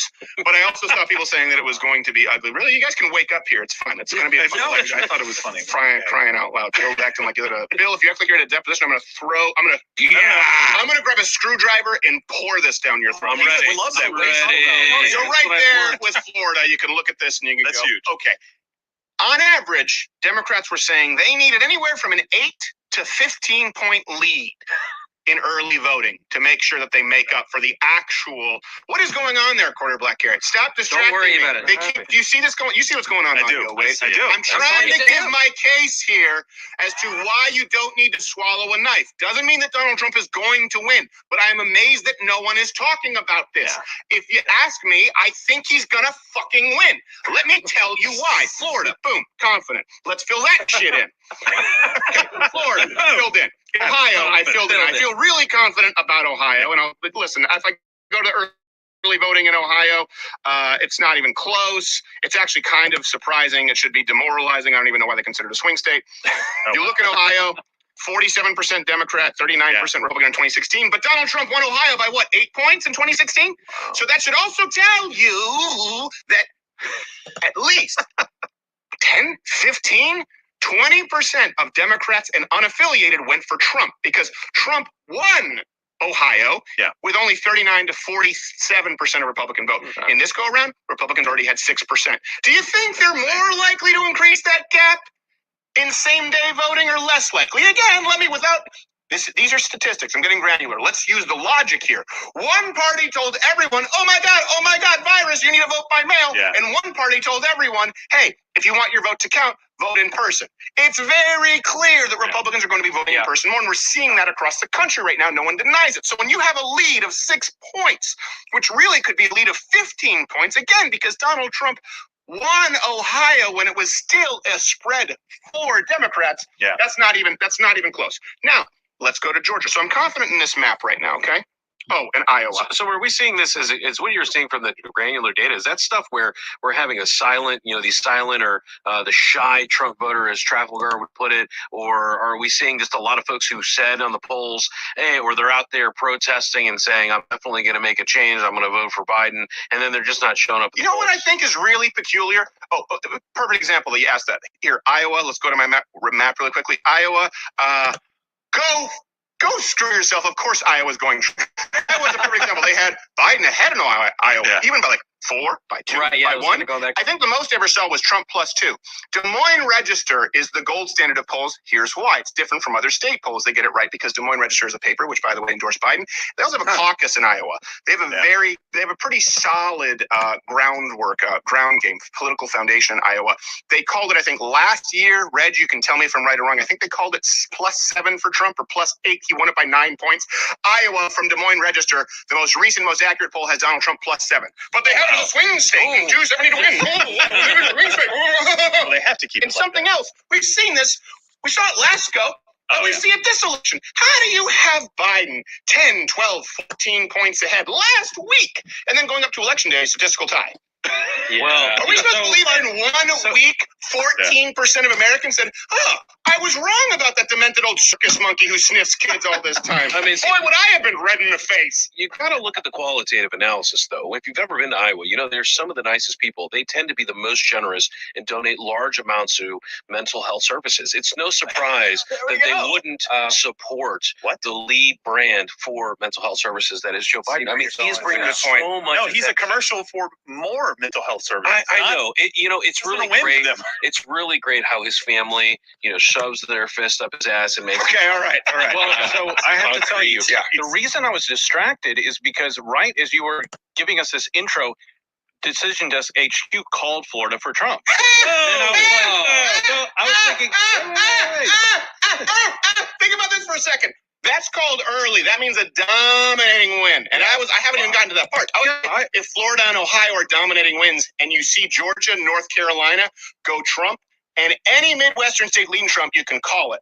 So that is a very dominating. How much of the vote is it in Florida? 80%? It's over 90, I think. Over 90. Over 90. And I also have to say, speaking of winning, we're over 300,000 viewers live. Wow, that's pretty insane. That is. Don't you people have better things to do? Promo code Crowder election stream. Okay, let me give you more analysis here. So Iowa. Again, people say, are they using polls to try and manipulate public opinion? They had Iowa as a toss-up. That should tell you, how are they this wrong? By the way, if it's record vote turnout and Donald Trump wins, fire all pollsters tomorrow. Well, tomorrow, you need not return. We'll ship your items to you. No, Stephen, they got better. We will send them to you in a cardboard box, preferably under a bridge. Okay, let me finish. Let me finish this, and then I want everyone to come in. Okay, so now let's look at Georgia. Okay, do I think that Georgia's going to go Trump? This is the map, again, that I'm really pretty confident about. We're starting Donald Trump off with 260. Oh, again, this map, I should remind you guys, for some reason they fill in Minnesota, Wisconsin, Michigan, Pennsylvania for Joe Biden. So I'm just going to put these as toss-ups right now. So fair. Probably fair. Let's go to Georgia. One that they've been saying, oh, Georgia's a toss-up. Okay, let's look at Georgia. All right. Georgia is one of those actually where if you look at 2016, there was a Republican advantage in Georgia. Donald Trump won Georgia by a significant margin, 52 to 42. Not many unaffiliated in Georgia. Still, early voting, we expect early voting to favor Democrats anywhere from we're talking about points, but let's say 5%.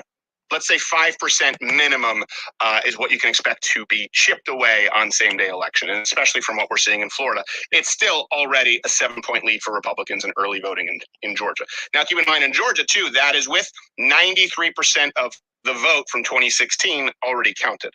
So 93% of all votes in 2016. Now, that could end up being a total number of 112% of the votes from 2016. Sure. Right? Because there could be more people who vote. But the point is, Republicans have a significant lead, and they're ahead. So Georgia, I'm sorry, I haven't seen in the recent polls, obviously have a closing. Okay. Georgia, pretty damn confident that goes to Trump. Again, I'm not entirely confident in Florida, which I said that's already been called, and Ohio and Iowa. Those are the swing states. They're not swing states. Okay. Now let's go to North Carolina. Everyone's saying, "Oh, North Carolina's in play right now." I feel like I've heard that before, asshole. So, North Carolina. Let's go to North Carolina. What do we see in 2016? We actually saw 10% spread here, right? 10%. I don't know if everyone can see this. This is big. Yeah, we see it. Yeah. 52% Democrat in the model party to 42% Republican to Donald Trump. Yeah. What do we have right now?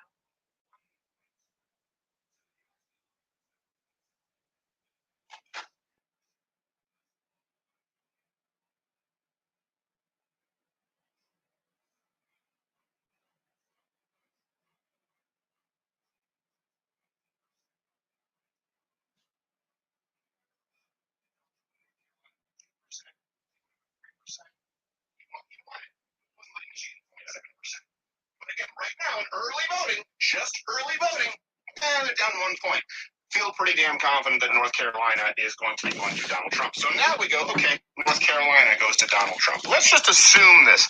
Arizona is one. That's very interesting. Because I will tell you this. I'm not a defeatist. We'll talk with Ben Shapiro at the Daily Wire very soon. What's the implication? And I love Ben Shapiro, but Arizona had me scared. Sure. Because of all the como dice? Yeah. Como se dice. Is on that. Is that it? Yeah, it's como se dice. Is it como se dice? Como se dice. I pronounce it guacamole. Donde está out? So Arizona had me concerned until I realized, oh, wait a second, for the same reason Miami-Dade, Hispanics aren't all a bunch of illegal It's not an illegal monolith.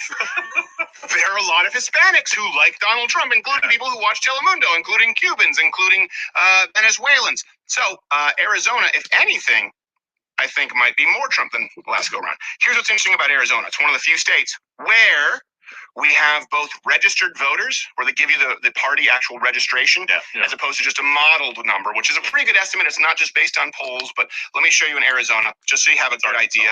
Let's go. You got Arkansas. Yeah. Sorry. AZ, baby. AZ.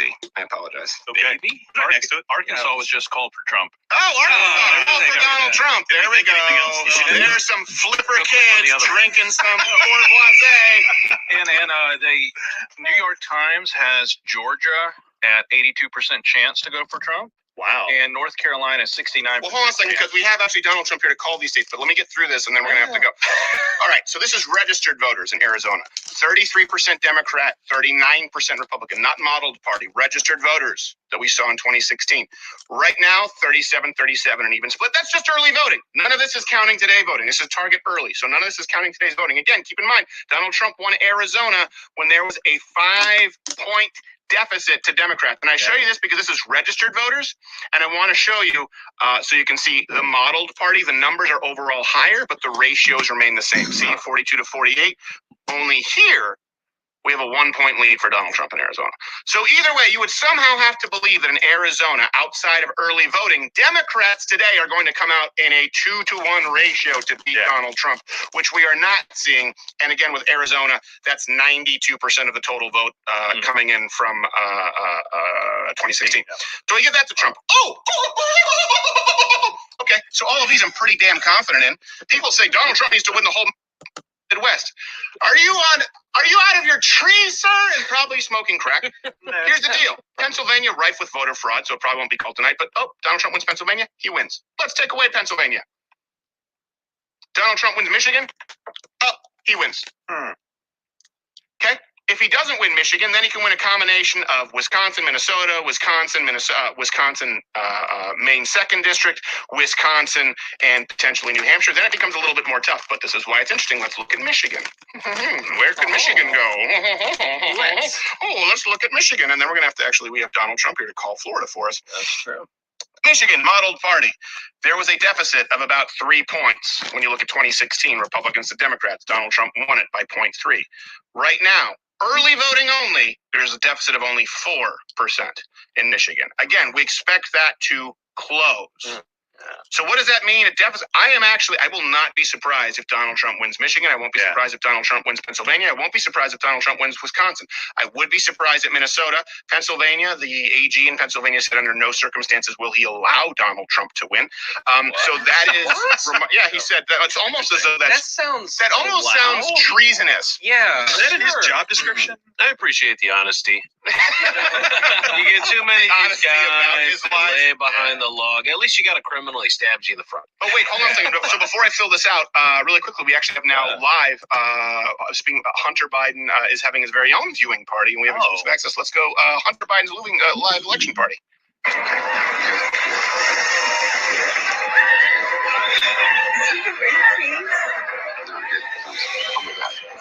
I hope you find what you're looking for. Yeah. Also, I hope you find that non-fade there, quarterback. Looking for there's a lot of gymnastics. So, I know. Can I say one thing? Let me finish this one thing, and then we're going to call this Florida. One thing here, because now we're done. That's with Michigan. Michigan is only, keep in mind, Michigan is only 58% of the vote. So it's a 4-point spread. Donald Trump lost it with a 4-point spread last time. Wow. And it has a significantly higher portion of the vote remaining than these other states that have been mentioned. So pretty close. Here's what bothers me most. Is they've been saying Donald Trump needs to run the table. You know what I mean? Kind of like an Inside Straight where someone, is that an Inside Straight? Is that a poker thing or a flush? What is it? Inside Straight? Yeah, I don't know. Draw House. I don't know. I know that when I watch it on sitcoms, someone goes Full House, and they go for the next person. And they throw it.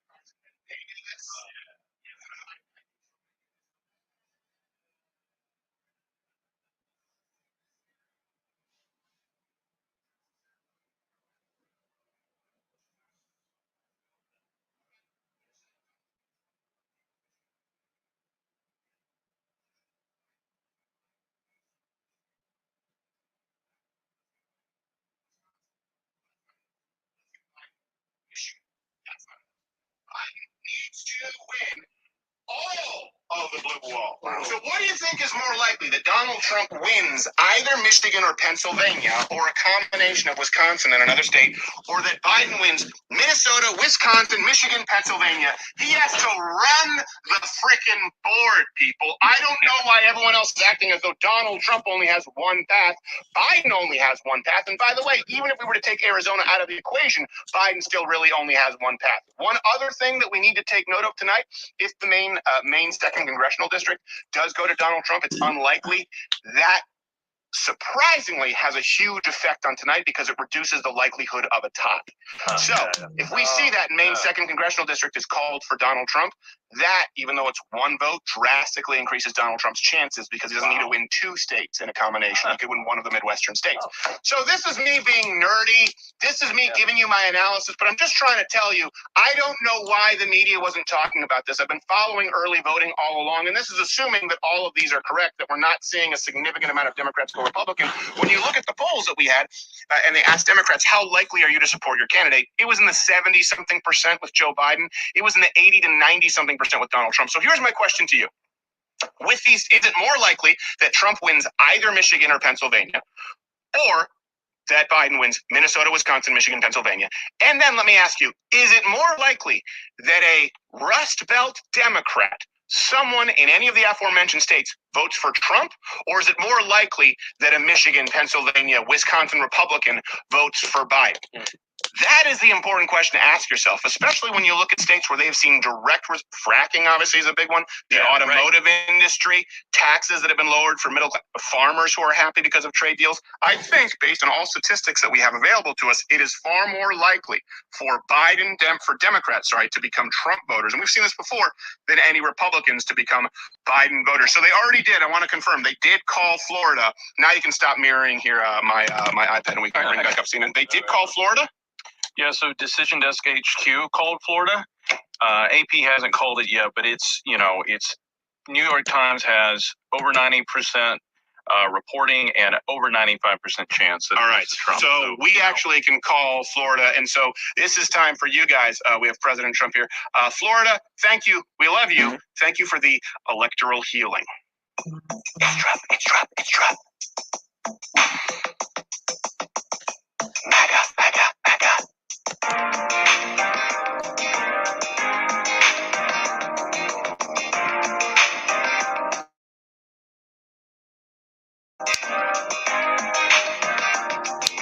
Believe what you're seeing, got electoral healing,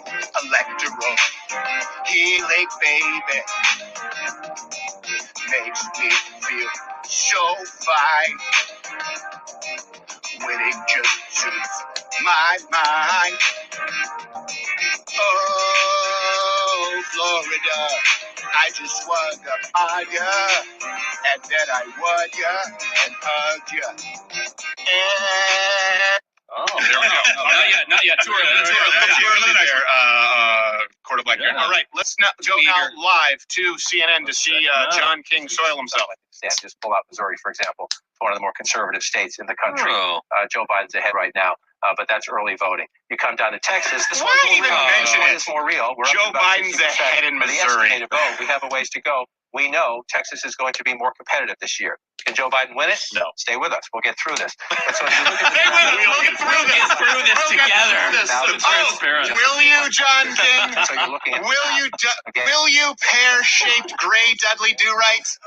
I'll sit through this. I won't kill myself. My doctor gave me Prozac. Prozac he gave me now.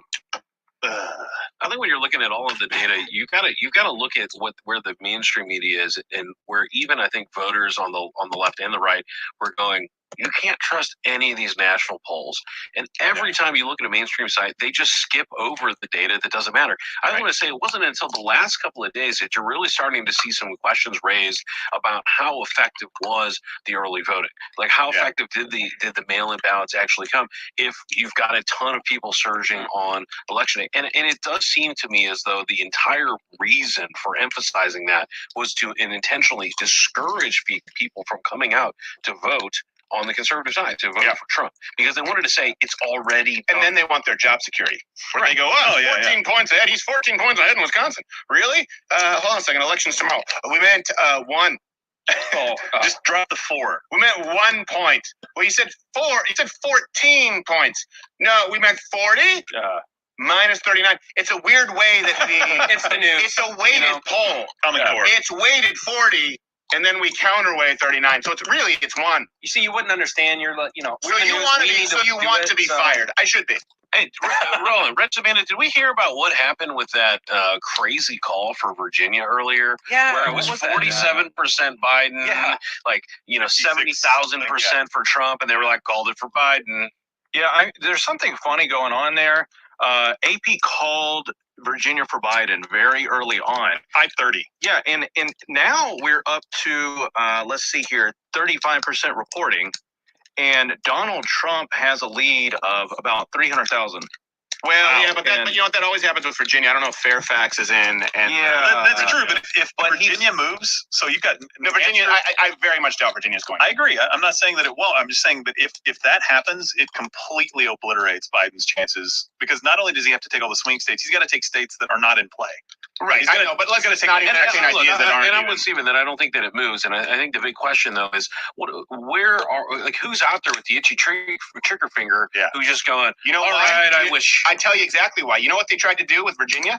They wanted Virginia to be that, is it bellwether, the term? They wanted Virginia to be that bellwether the way Florida just was. Right. I tell you what, Florida, dominating win for Donald Trump from what we know. And give me those numbers once we have them in, Reds, the total numbers. And if we see that with Ohio, this is the thing. Ohio isn't really a swing state, but Ohio is a state that's very representative of the country. Think about it. You've got some big cities there. You've got Columbus, you've got Cincinnati, you've got Dayton, you've got Cleveland, Akron, you've got Cleveland. You've also got a lot of colleges in Ohio, as well as farmers, rural areas, and some nice, wealthy suburbs. Ohio is an area that actually is a pretty good intersect of the United States. And if Donald Trump wins that dominatingly, as he did Florida, that's a really bad sign. If he wins it by 2 or 3 points, fine. If he wins it by 5, 6, 7, 8 points, it's a sign that he's going to win. What I think they wanted to do is what they did with the polls. They wanted to say, hey, don't worry, everyone in Rocky Mountain and Western time zones. We're already calling Virginia for Trump. So we're calling Virginia sorry for Biden. So Trump doesn't have any. You might as well stay home. And instead, Florida ended up being that way, which could energize people, I think, in Arizona, particularly the Como Dice folk in Arizona. Yeah, I mean, it is funny that Biden did, kind of by insulting the black community, saying that the Hispanic community is very diverse, but while he was simply looking skin deep, right? The actual purpose of looking at these groups, and specifically the Hispanic vote, is there are a number of individuals who are very pro-Trump, who are very pro-conservative, who are out there saying, there's nothing in Biden that is going to be in favor of me, because all they know that he sees them as is an immigrant vote. That's it. And by the way, we actually have Smooth Manny, the slightly racist voter, later today, talking about how he filled out the ballot. He's Colombian, and I don't know if you know this, but Colombians can be very racist. My mother was wildly offended at how Smooth Manny filled out his ballot, but you have to hear his reasoning, and he is Hispanic, and his family is Hispanic, but even I heard it, and I thought, that's a little severe. Wow. But again, it's like, just look at soccer. Look at right now. What's going on? Sorry, with Florida, it's just huge. Florida, 50 to 48, and that's with what percentage of the vote? 91. Where are you guys seeing 91%? Bottom right. Bottom right. Do we know what percent of that vote is? In other words, I think the panhandle usually comes in later. Look at Michigan. The panhandle look at that. still out. It's still very, very early in Michigan. Yeah, it's very early. Only 9%. But in Florida, it's if I'm not mistaken, I remember the panhandle tends to come in later. That's what does. They're on Central Time Zone. It's typically Dallas County. They're coming in later. When we looked earlier, they hadn't come in. I don't know if you've seen whether they've come in or not. But they were still out a little while ago. So in other words, if there's a 2-point lead right now in Florida for Donald Trump, that's the best shot that they had with Miami-Dade County, and they expected the Como Dice's cavalry coming over the hill. And instead they said, "Donde está mi balato for Trumpo?" And they're like, no. Stay out. I'm going to call ICE. I don't care. You can call ICE. I am going to vote, but I don't wear the shoes to my polling station because they make me fall down. Yeah. So I think they were expecting that's their best shot. So I wouldn't be expected to see a 3 or 4 point lead for Donald Trump in Florida, if not more. What did he win it by? Do we remember? Maybe Reg, you can bring that up. What he won Florida by last election? Oh, sure. Yeah. Yeah. It looked like in Miami-Dade, Trump had pulled in 100,000 more votes than he did last time around. That's big. That's supposed to be your home joke. Huge. That's what my 2-year-old says. So in 2016, Trump won 48.6% to Clinton's 47.4%. Oh, so it's already further apart. It's already further apart than that. And again, it's only going to get worse because I don't think we have the panhandle. Perhaps someone can let us know or let Reg know. I think the panhandle, I remember last go around, was the last to vote. Well, before we continue here, and by the way, the promo code is Crowder Election Stream. You get $30 off. It's our 4-year anniversary. You get $30 off. It's what allows us to do all of this. We have some people on standby to make sure that we are not copyright struck tonight. If you see me run out, either I've got to pee or or both. Wow. Could be. You never know. It could be or both. Number 2. Is that what you're saying? You could also shit on your foot with this domesticated pheasant 10. It's 100. It's just over 100. I said no. You're thinking of something else. I said 102, buddy. All right, Donald Trump has won Indiana.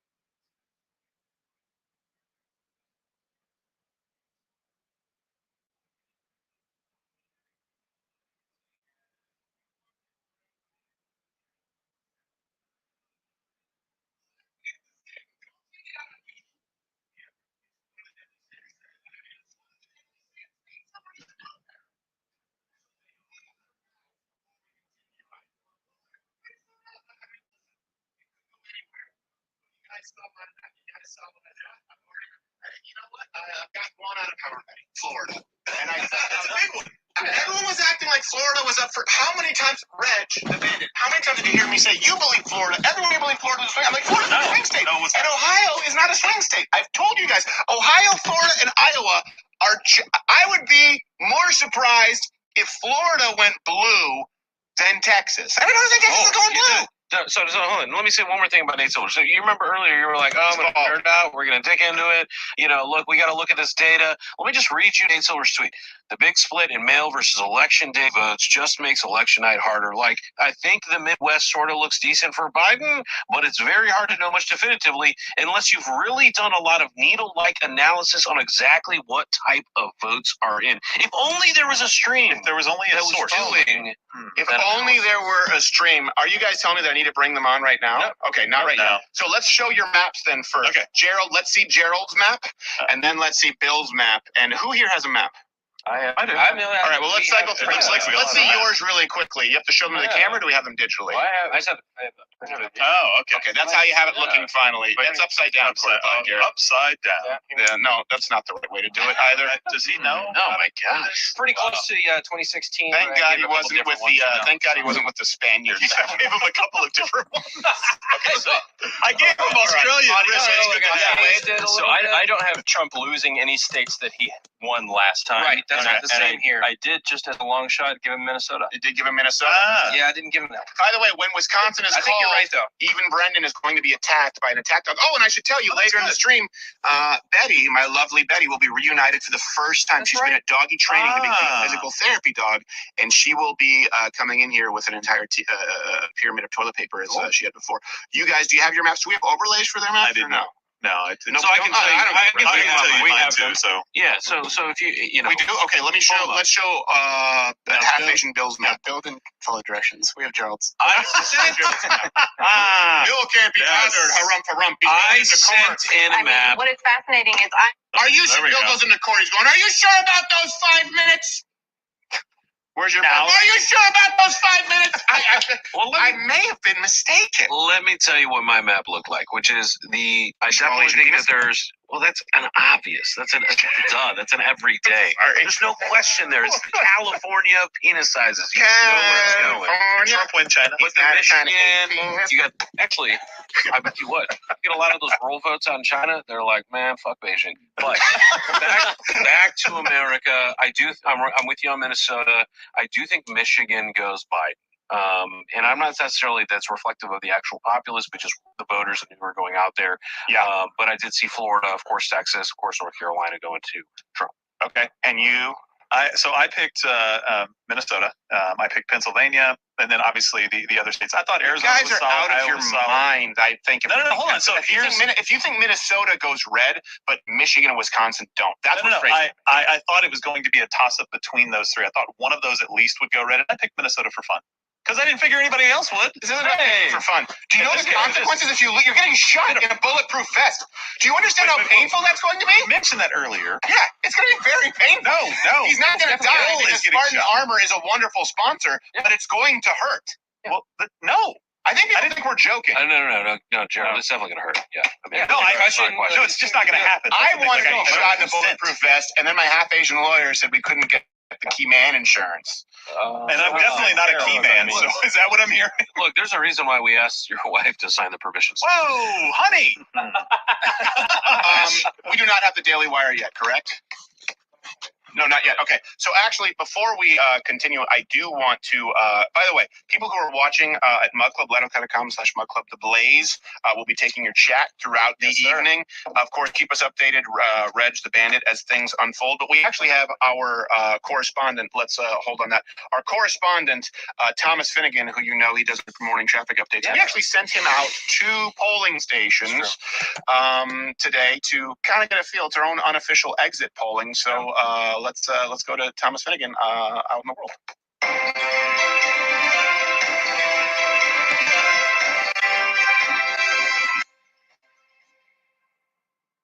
Well, Stephen, I was on my way up to Waco to ask some people who they're voting for, but my car broke down So now I'm here in Travis County, and I'm looking for some folks to ask some questions. Oh, well, we hope that you stay safe. I don't really know if that's the best way to fix your car, but you plan on asking some people out there today, right? Sorry, Steven. You plan on asking them about their The votes? Fritz too. I can't quite. Well, sure, I just put out. Here's some folks. I'll go ask them. Okay, Hey, well, ladies, who you voting for?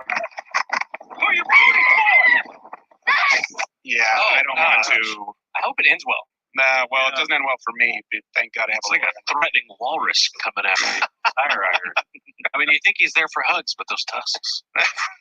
Not with. He doesn't know what he's doing. Well, he's Canadian. He's harmless. He is. They've never won a major war. Their greatest accomplishment was bending over for the king, like Nate Silver will do for us by the time the evening is through. Oh, hey, poor guy. Taxation without representation? More of it, I say to you, Nate. All right, let's go to now. Actually, our lovely friends. You're always told do not cross the streams, but we decided to. We decided to go against the grain and cross the streams. Daily Wire. We have Ben Shapiro, Jeremy Boring, Andrew Klavan over there.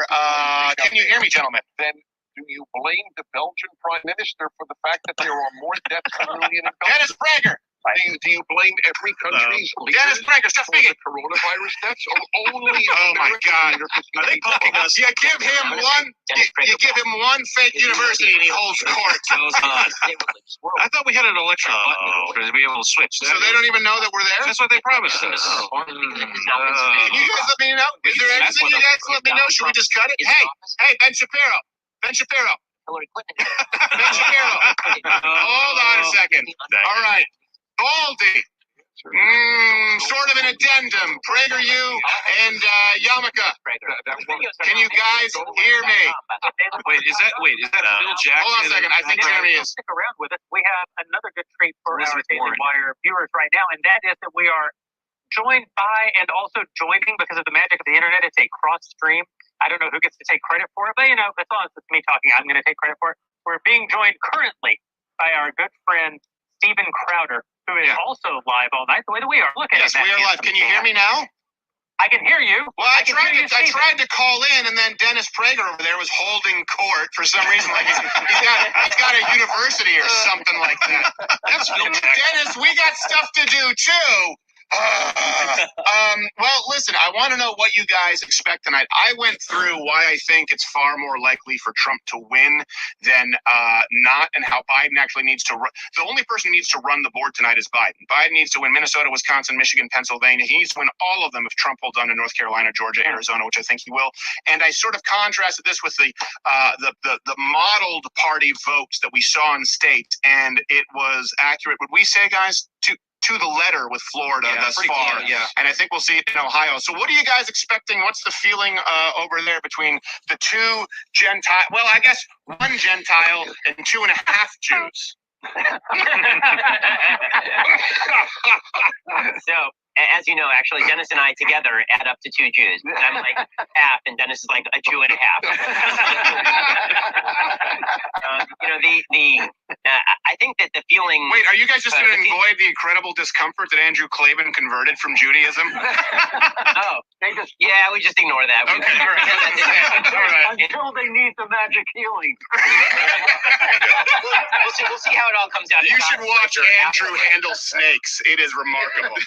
By the way, Klavan will be the first person to find out whether he was right or wrong. You'll get a note. You're going to get a note.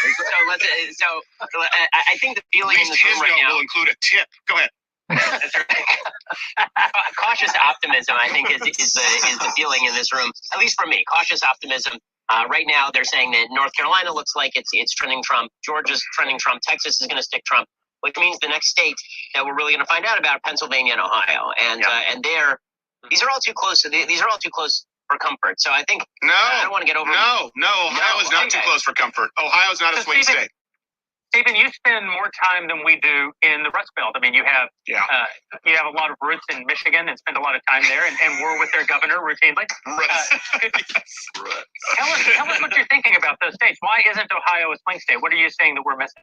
Well, Ohio is not a swing state because if you look at the early voting, and I had this up before, actually Donald Trump won Ohio by, I believe it was 8 points last go around, but actually Democrats outnumbered Republicans in 2016, which means there was a huge portion of Democrats who voted for Trump, registered Democrats. And even now with the early voting, without any of today's voting in, we're already seeing Republicans with a pretty wide margin in Ohio versus Biden. So if you believe that Democrats will come out today and outvote Republicans 3-1, then maybe. Otherwise, I don't even think it's close. Now, outside of that, Michigan, there's about a 4-point spread when you look at the modeled party model. But again, Donald Trump won that where he was down about 4 points.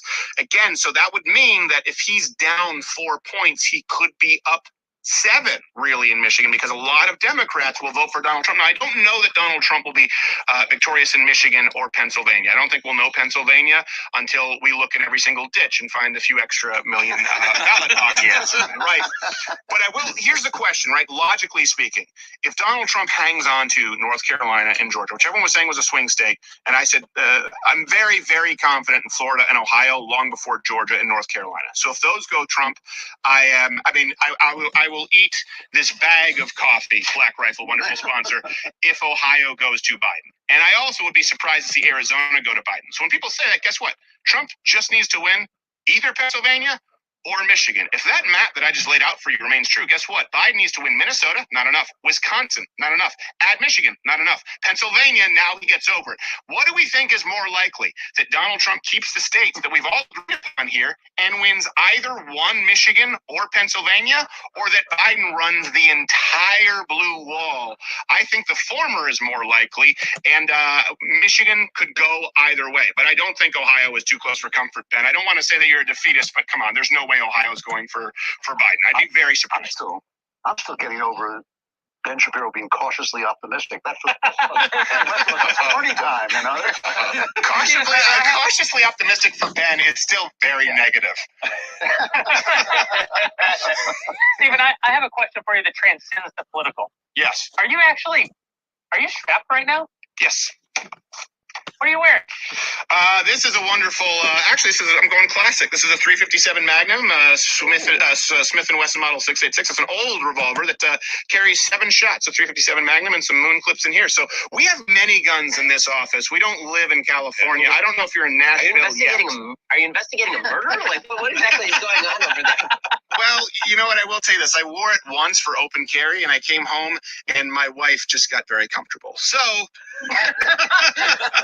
Good enough for me. I continue wearing it. My wife likes suspenders, but who am I, Larry King? So I just wear the open carry, and my wife likes it. She's like, I really like it, and I enjoy it, and it makes me look tougher than anyone else on this stream, which is good, which is really all I was aiming for. If you didn't look tougher than the people on this stream, you'd be in trouble. I will say, and I rarely pay you. Dennis Prager's a big guy. He's like 6'5", so you know. Well, yeah, you don't want to wrestle with Dennis. That's for sure. I rarely give you compliments on the account of I hate you and all, and I got TV waterboarded that time. You don't even need a gun. You're a freaking giant who practices Brazilian jiu-jitsu. I think that you're going to take good care of yourself. Well, thank you very much. But that being said, in the street, I've always avoided physical altercations. I will say this to anyone who tells you this out there. If it does come down to a physical altercation, I'll take a gun. Just like the whole Gracie family who created the UFC. Like, in the street? What, are you out your mind? I'm going to go bang, bang, shoot, you dead. So, yeah, it's nice to roll around the mats and drunk uncle jiu-jitsu, but otherwise they're getting some .357 or my Walther. The real reason that he knows Brazilian Jiu-Jitsu is just because that's how he gets to know people and greets them. Literally, the first time he came over to my house, he put me in a headlock and put me in a sleeper hold. No. Absolute fact. That's a lie. Ben, I tapped out. Ben, correct that lie because you're an honest guy, and I don't want the alt-right people to go out there with ammo and perpetuating a negative stereotype. I did not walk up and choke you.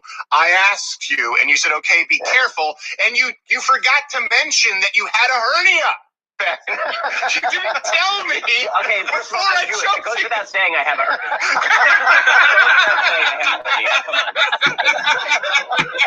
Remember, this is 100% a true story. And then I was outside of Ben Shapiro's apartment going, I think you live where they shot the original Karate Kid. He's like, what? But yeah, it's the weirdest. Steven and I have the weirdest non-sexual S&M relationship. The first time we got together in a room, he put me in a headlock. and then I watched him be waterboarded. Yeah. And frankly, we just need to stay out of the same state. You know what was worse than waterboarding? I was at Ben Shapiro's and I thought we would never talk again because Ben Shapiro put me up for, I won't name it specifically, but he put me up, he recommended me. He was very nice for a morning radio drive show where it was like a news show. And he said, here, he had his whole, I think his show was in Orlando. He had his whole radio set up. And then like the day before I did it, I was going to go, I'm going to do what this show is. And they said, we don't want any opinion. It's straight news. I went, and I bombed in Ben Shapiro's den so badly that I remember sitting there for 5 minutes before I opened the door just because I didn't want to look Ben in the face. I was like, you looked me in the eyes and then they told me to do straight news. And I made a joke about it. They were like, what, Ben, what did you know? Like something about my penis size. I don't know. I didn't break FCC rules, but I know they didn't like it. I'm so sorry. I'm so sorry, Ben. So, no, I do remember that. Those were It's good been a rocky road. It's been a rocky road. It has but been. Just focus in on the fact that you have a wife and I have a wife and all that. Yeah. No. Let's focus in on the fact. Let's focus on the fact that you have a very, very good-looking wife, Ben. Like, which I do. So does Crowder. I know this is. It's not a fair world. I mean, I think we have to. It's not a fair world. Hey, by the way, I just saw Ben Shapiro's sister for the first time 3 days ago. Really? It is amazing how much they look She's alike. not going any place good. It's insane. It's insane. I'm not going to say anything inappropriate, Ben. Wait, they look alike, but she's also beautiful. Yes. It's kind of like a square circle. I know.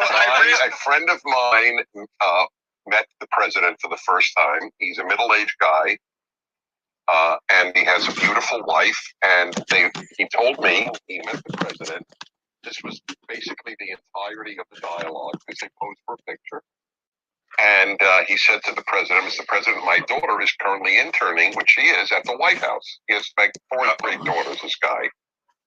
And Trump looks at the guy with total seriousness and says, I hope she got her looks from your wife. The entirety of the conversation. Hail to the chief began playing.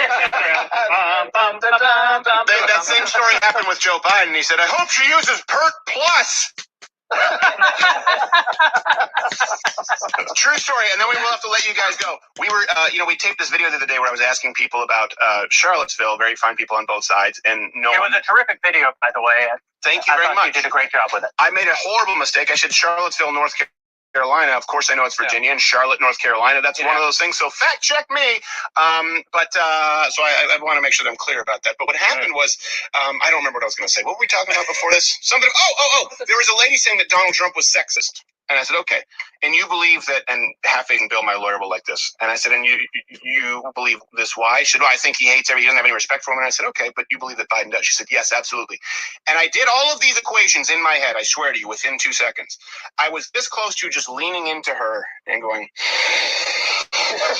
and sniffing her. And then I said, no, wait a second. If I do that, I'll get sued. But then I said, wait, that would be absolutely hysterical because I could get sued for doing exactly what Joe Biden did. However, I don't want to be locked up in lawsuits. So maybe I'll just say, what if I sniffed you right now? And I felt like that would undercut the argument. So I said nothing. But all of those calculations, about 4 seconds, I just wanted to lean and go. The maturity. Watching the maturing of Stephen Crowder.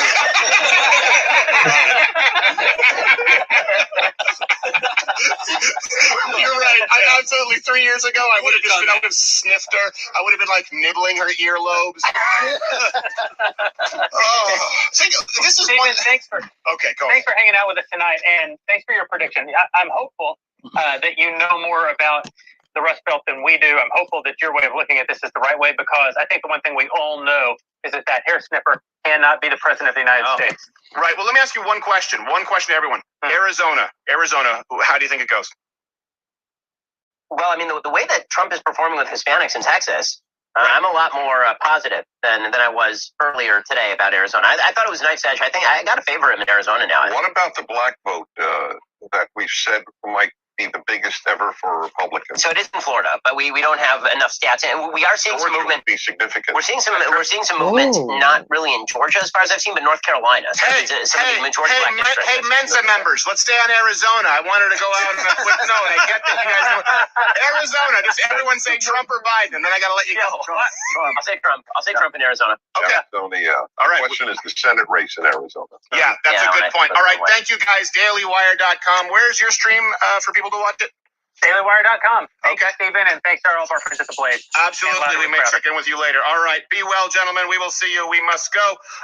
Okay, we are back here. Is there anything new since that has happened? Reg the Bandit. Let's see what's going on at CNN really quickly. We've got some Florida information. Oh, Florida information. Is it about the colored? Whoa. Red versus blue, guys. Yeah, those colors.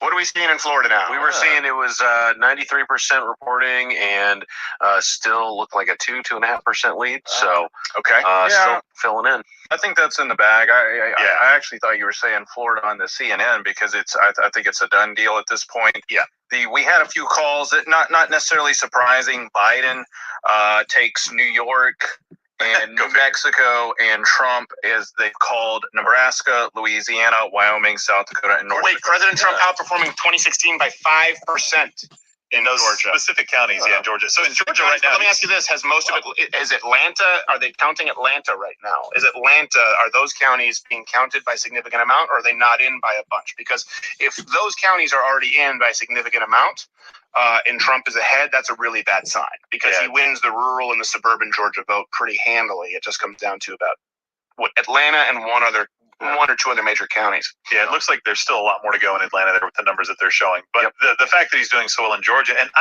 you made fun of me a minute ago, Virginia. Look at the numbers in Virginia right now. Right. Trump is way ahead. I know there's still a little bit to go there, but I'm kind of shocked by that one. I mentioned it a second ago thinking, that was pretty surprising. They took it down. When it comes back up in a minute, Reg, can you dig in and find out what's going on there? Are we just waiting on huge Democrat districts to report, or what? Are you talking about Georgia here? No, I'm talking. I moved on to Virginia. Sorry. Virginia. Yeah. That's still a little bit of a mystery to me. I'm assuming that they must not be reporting some major Democrat districts. Otherwise, that call would not make sense.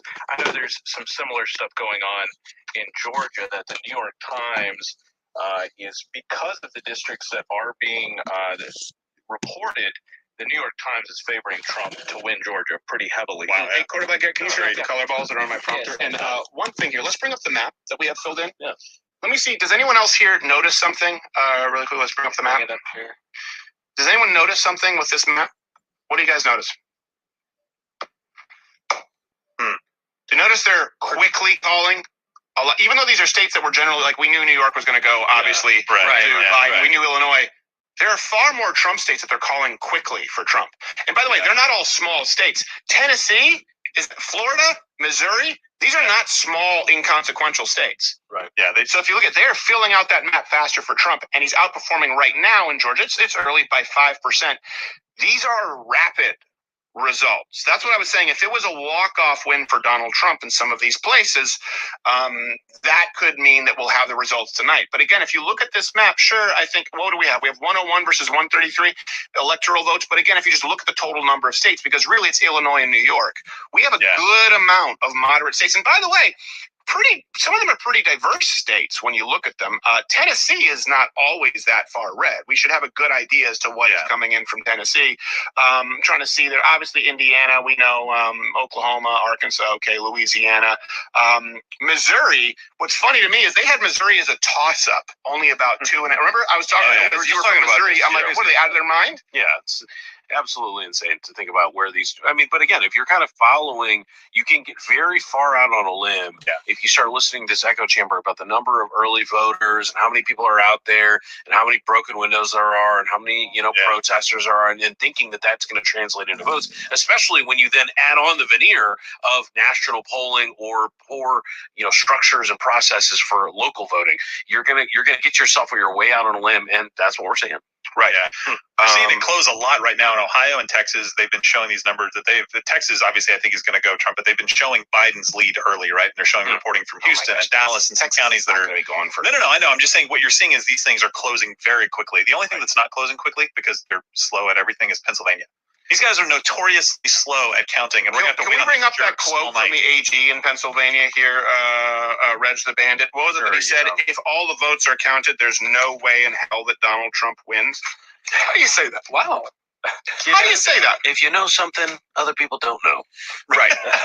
Just namely, they're going to rig it. And this is amazing right now. They're saying Donald Trump is complaining about a rigged election. They've said they will not call it. They won't allow it to be called tonight, no matter what, in social media. Right? Well, they think they're just going to be Pennsylvania's saying he's not going to win no matter what. Is that not saying it's a rigged election? Yeah. What if Donald Trump wins because of people getting their shit burned down in Philadelphia and your guy promising that he's going to end a significant portion, like a quarter of your economy? What if Donald? No, he's not going to win. I think there's some rigging. Methinks there's some carnival barkers afoot. Well, and Trump was raked over the coals for hesitating when they asked him about a transfer of power. Right. But they're totally fine if, Can you tell they me, don't accept the have they conceded 2016, by the way? No. How about there yeah. are still new documentaries about the recount in 2000. I think the only way to make sure that they do concede 2016 is if we make them concede 2020. That's a good point. There you go. It's a twofer, right? You gotta accept both of them. Is a twofer. Hey, by the way, people who are watching right now, please do hit the notification bell because subscriptions don't mean a whole lot if you're subscribed to this channel. Notifications let you know when we will be. It actually gets pushed to your phone, and of course, we do Good Morning Mug Club here weekday mornings at 10 a.m. Eastern, and we will be back here for sure on Monday, maybe even on Friday if some stuff breaks loose. Some stuff dislodges, like John Wayne's colon.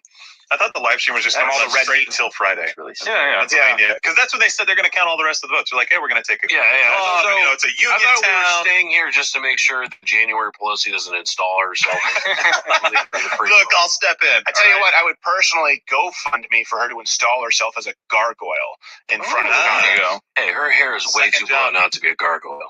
I don't know. They have Walmart swoops. They have swoops and what's that medieval art style? I have no idea. Now, Stephen, I think we're seeing your predictions about early voting come to fruition again. Now, North Carolina is 79% reporting. Can you punch this in at all? Can you punch this in from your screen, or do we have? No. This is just going by New York Times. I'm just on the iPads here, but North Carolina is 79% reporting, and Trump is up by 1.6 points. But the thing is that 97% of the votes that were counted are early votes, right? And those were 97% of them have already been counted, right? So the early vote is in. So the early vote is in, and Trump already has a lead. So Trump has a lead. So they're basically, New York Times, their little needle is 90% Trump.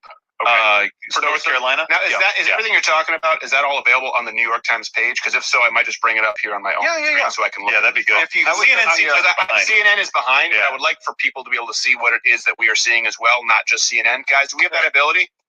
Yes. Yeah. And by the way, CNN has the ability to do that as well, but CNN is, it looks like they're slow playing all of these wins for Trump are moving. Because I'd like to hear, as you present this to us, I'd like to be able to show it because we're not going to get it from CNN. Right now, CNN is more for some guffaws. They're good for the laughs. So what I've been saying, folks, is when you look at this early vote, they need to have a significant lead, and we're seeing that again with Florida. Keep in mind, in Florida, people go, they were up by I think 115,000 votes in Florida. Yeah. They were up by 115,000 votes, Democrats, before same-day voting. It was called here before 9 o'clock. What was it? It was called basically at 8:30. Florida was called the moment the show started. They only needed that much of the same day voting, and they saw it was going to be a complete and total blowout. And now I don't see how North Carolina goes to Biden again, unless for some reason, I don't know, Acorn throws a few sandwiches at the hobos, and they get them over there to the polling stations. But I don't see the way that Biden was. There's just a lack of attention, I think, along the lines of qualitatively listening to what the real voters on the ground are talking about, and so many folks who are, they just don't know who to talk to about what their vote is going to be. It's certainly something fun and great to do to talk about supporting Biden, and only really at the very last minute do you see any kind of celebrities coming out. Predominantly minorities coming out in support of Trump, which is just throwing certain groups into a tizzy. And what I would say is, I had a good friend of mine today mentioned, he's a progressive Democrat, voted for Biden already early, one of the early votes, and he said, look, what's going to happen at the end of this if Trump ends up winning is that Democrats have to take a very deep look about their tactics of persuasion and where they are in the ivory tower. And look, I'm going to say it's going to make the country better. Well, but it's not their tactics. I mean, how much lipstick can you put on bad policies to make it look good, right? It's not the person.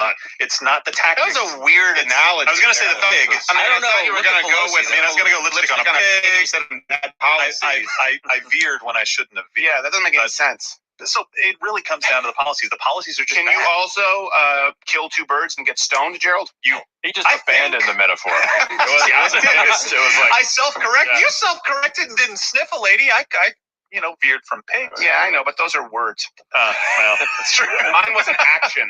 Yeah, but look, I don't think that their policies are the things that people are liking right now. I don't think it's their messaging. I don't think it's their tactics. I don't think it's Joe Biden doing campaign rallies. I think they just have really bad policies for the country, and it's turning people off. At the very least, it's not energizing even their own base of people that want something other than Donald Trump. Doesn't even look like they're willing to get out and go to the polls to vote. It just looks like they're going to stay home and be like, well, it's Biden. I don't know. I mean, they did twice. They picked Hillary Clinton and Joe Biden back to back. I know, but you're just saying it's election night. What else you got? Saying Biden and Hillary aren't good candidates. We need a little more than that. I said they had bad policies as well, and it doesn't matter the candidates. You could put any candidate up there with really bad policies. Put a bullet in you so hard.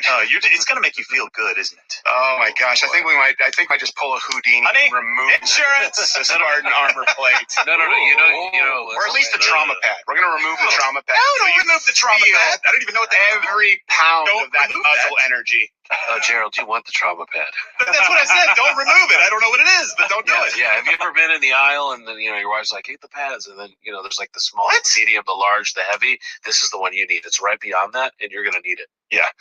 Trauma. We're not doing this. Yeah, we are. No, we're not. Yeah, we are. No. Look, we have the ability. To bring up. We have that New York Times section with the needles. Okay. Let me see that.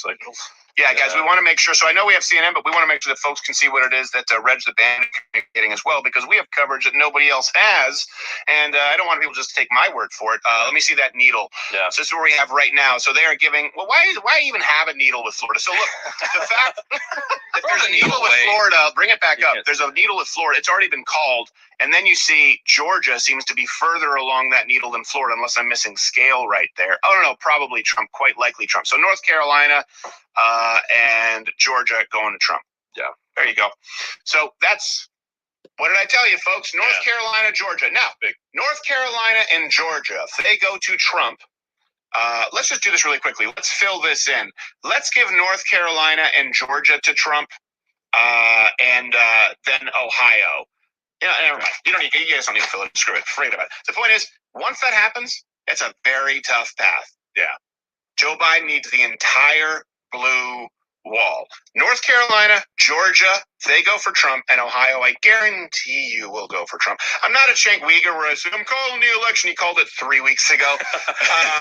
I'm not, but I would be very, very surprised to see Ohio go for Biden. I just don't see that happening. So, according to the New York Times, we're looking at Georgia, North Carolina for Trump, then Ohio. I'm telling you, my little needle is going kind of like if it's a kind of like Hunter Biden's crack compass. It's just going true north. I think that Ohio's going to go for Trump. And at that point, oh boy, yeah. Well, oh boy, what does Biden need? All of the above, or if he somehow wins Arizona. But again, based on what we're seeing, what's the pattern we're seeing? The Hispanic vote and the black vote, particularly the Hispanic vote, as you see it in Texas, as you see it in Florida. Well, this is also Arizona. They were thinking would become more of a swing state. It might become increasingly out of reach. Because this is where I disagree with sanitarians. Republicans do not need to win a majority of Hispanic voters. They just need to mitigate the losses. Yeah. They were having their clocks clean for a very long time. You know what? If you're starting to get 30, 40% of the Hispanic vote, and there are more Hispanic people in Arizona, guess what? That actually improves your chances. Yeah. It's actually better to have the Hispanic vote there than to have zero Hispanics in Arizona, because then you're left with rich white liberals and you're left with working class conservative. It actually helps. I would wager that if you go above a certain percentage, for example, white Americans with bachelor's degrees, particularly if it's in social studies or creative studies, that the margin is so much higher of them voting liberal that it's counterbalanced by Hispanic Americans, even if it's not a majority for Trump. But it still balances out the maybe 70, 80% going for Biden that you see with single white females with degrees in German poetry. So it's a good thing. And I will tell you this, people should should heed this right now from Donald Trump. This is the way to restructure the Republican Party. And it's amazing because Donald Trump has done it while governing as the most conservative president, certainly in our lifetime. I know, I will not name names, but I know that many people here many people in our office voted a straight Republican ticket and maybe didn't vote Donald Trump in 2016. I don't think there's a single person here who didn't vote for Donald Trump in 2016. I don't know. I believe in a secret ballot. But that's not because we thought Trump was a dick. It's because up until 2016, Donald Trump gave more to Democrats. Up until 2016, people thought that Donald Trump was going to be a wolf in sheep's clothing. And now we see that Donald Trump has done more for the conservative cause than any president in modern American history. Yeah. And that's why this is important too. It's important because America right now, if they vote for Donald Trump, or if it's even close, they are voting for staunchly conservative stances and principles on economic policy, on immigration, on personal liberties, on Second Amendment, on freedom of speech. They are voting overwhelmingly. Donald Trump did not have to go to the center, unlike Joe. I'm not going to ban fracking, man. Biden.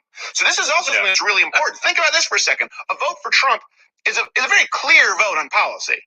You know, he just changed the visas, the lottery visas right now. That's a great thing, by the way. We can talk about that a little bit more later on. We know where Donald Trump lines up with Supreme Court justices. We know where he lines up with life. We know where he lines up with taxes. We know where he lines up with reopening businesses. With Joe Biden, he's tried to be moderate. You can vote for him because, well, you're for him banning fracking, or you can vote for Biden because you think he won't really ban fracking. You can vote for Biden because you think maybe he'll still let you kind of have your Second Amendment rights, or you can vote for Biden because he promised he's going to make Francis Roberts his gun czar, Francis O'Rourke his gun czar, and have a mandatory gun buyback. So this is what's really interesting here. There's a vote for clear-cut conservative ideas, policies, and you know what? Kind of what you want, kind of like tofu, Joe Biden. And you would think that would attract more votes. That's what's interesting to me about this dynamic. Yeah, and those two big states, obviously Michigan, the Whitmer effect, right? What are we going to see there? Because obviously it's not just about Joe Biden. It's about how people are soured on this kind of authoritarian reign that she has there. And then, like you said, with fracking in Pennsylvania, like it's very, very difficult with somebody who doesn't have a great set of policies that he's putting forward, is not very energizing to a base. And he has two big key issues in those states going against him. And those states are adding more and more Republican voters every single year ahead of Democrats. I think you're right. He has a really tough time. And I wouldn't be surprised if Michigan ends up just a little bit bigger win than last time. Right? I wouldn't be surprised. But I would not be surprised if it's like a 1.2%, something. I would not be surprised. I'm gonna call the opposite. I'm gonna say I still think Michigan does not go Trump. I think he goes Biden. I do still think Trump prevails overall when you get the other states. But you're saying no on Michigan. I'm saying no on Michigan. Why? But you think he wins Wisconsin? Man, have you looked at Whitmer? Have you looked deep in her eyes? You can't look deep in her eyes. I think that's why it's going to go red. You can't look past the flaps. That's why I think it's going red. No. I'm telling you. There aren't. It's beady eyes. What is all out there? It's looking in her eyes. You can't look any deep into her eyes. It's like a magic eye poster. You have to look shallow so you can see what's going on. Exactly. And then it's just children being sacrificed. Then her husband comes up in the boat that he's not supposed to be on. Not anyways. Right. Not making any sense at all. And he walks bent over with a limp. I'm going to tell you, I'm not exactly sure why. I haven't gone through the. I wouldn't be surprised either. That Stephen went through earlier on about the early voting. But I would say when you looked at where, again, using some of these third-party sources or using even Vox, which we know is not a source that would normally be going in an even. It's a source that's trying to get us removed from YouTube. Exactly. Right. So when you added all those sources up, it's much less of a very sure thing when it comes to these particular states and what the early voting looked like and whether we're going to have that big gap. And I think there's a big enough gap there that there's a significant chance that Trump does not take Michigan. He's already ahead right now. By the way, have any states been called since? I know. So I have a couple of updates here. Okay. So one thing, just punch right in with updates there, Reg, or audio. Wait, I need you guys to, because I can't keep track of everything. We're updating, baby. We're updating. No, but punch into the show because people aren't paying attention. Sure. Punch in. Just let me know. Yeah, no, not a big surprise. DC went for Biden. New Jersey has voted to legalize possession, sale, and everything of marijuana. Nice. Now, everything. Two states that I really think is there a 30-day waiting period for the ganja? Oh, I got no idea. Man, is Rogan moving again? Right. The two states where I think Trump needs to, I want to see that factor that you're talking about, right? The Trump pulling ahead. the sort of red wave because of the early voting being counted earlier is Ohio is not looking as good as I would want. It's 51 to 48, and there's 65 to 78% of the votes in. So I really want to see that turn around. Well, do we know how many of those are today's votes versus the early votes? Yeah, I don't. They're not reporting all the numbers with that. I can see if I can dig in a little bit. The other one that I'm really, well, they got to pick it up is Texas. Joe Biden has a 0.6% lead with over 70% reporting. So I'm hoping that we're going to see a widening of that. Well, that'll depend on which counties we know too. They showed a map just a little while ago, and they pulled off what happened in 2016, and basically left so many counties unaccounted for, and then they pulled it back on. It's like, oh, okay, that's why. Like there's tons of counties. I think there's still time. I think there's still time. No, don't think there's still time. No, the smart money says that Donald Trump wins Texas. No. I know. I think it's his dream. I think it's very likely that Texas. I think Texas is going to be a lot closer. I think Trump wins it, but I think it's going to be a lot closer than it should. Well, there's no question. You get an influx of California. And I'll tell you, ground game in Texas is excellent. There are people who are working. For Democrats, even for Republicans, are working very, very hard. So there's a lot of different votes. There's a lot of people who are motivated. People who are moving here in droves. I mean, you can't just take the California out of the 100,000 companies that have moved their headquarters here from California in the last 3 years. So look, they're going to turn a little bit and they're going to make their votes. I don't think that's going to happen. I do think that there is going to be some pretty tight races. You've got anyone from Morgan Meyer, Genevieve Collins here in Dallas. You've got some of the bigger races around Texas. You're going to see some blood in the water when it comes to the local races that should have been or have gone red in past years. But I do still think, and I agree, it'll be a narrow but a firm lead for Trump in Texas. Do we have a way to bring up that map, actually, as far as Texas, for people who are watching live? Do we have a way to bring that up, guys? These are things we need to have so people can kind of see. Our map up. Houston is, but no, I don't mean our map. I mean the actual districts and stuff in Texas. If we go to a website, because especially people don't realize there have been some years where Austin has gone red and Houston has gone blue. Houston is consistently the most blue county. It is, Texas, for sure. Dallas County is right behind it. Dallas County is right behind it. A lot of people are surprised about Austin sometimes going because of a lot of sort of Willie Nelson pot smoking libertarians. And I'm not saying that Austin is by any means red, but again, you have to take into account that Texas is a very, very big state, and there are a lot of people who live in suburbs. For example, if you just take Dallas, right outside of Dallas, you have suburbs like Plano and Frisco, which are some of the fastest growing cities in the world, and they're bigger than a lot of the mid to large size cities in the Midwest.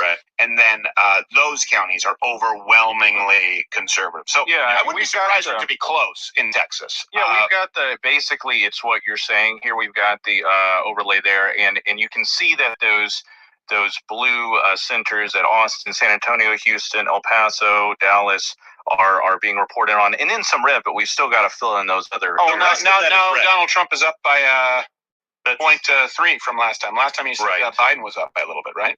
He was quickly. This is actually the Politico is actually a little bit behind.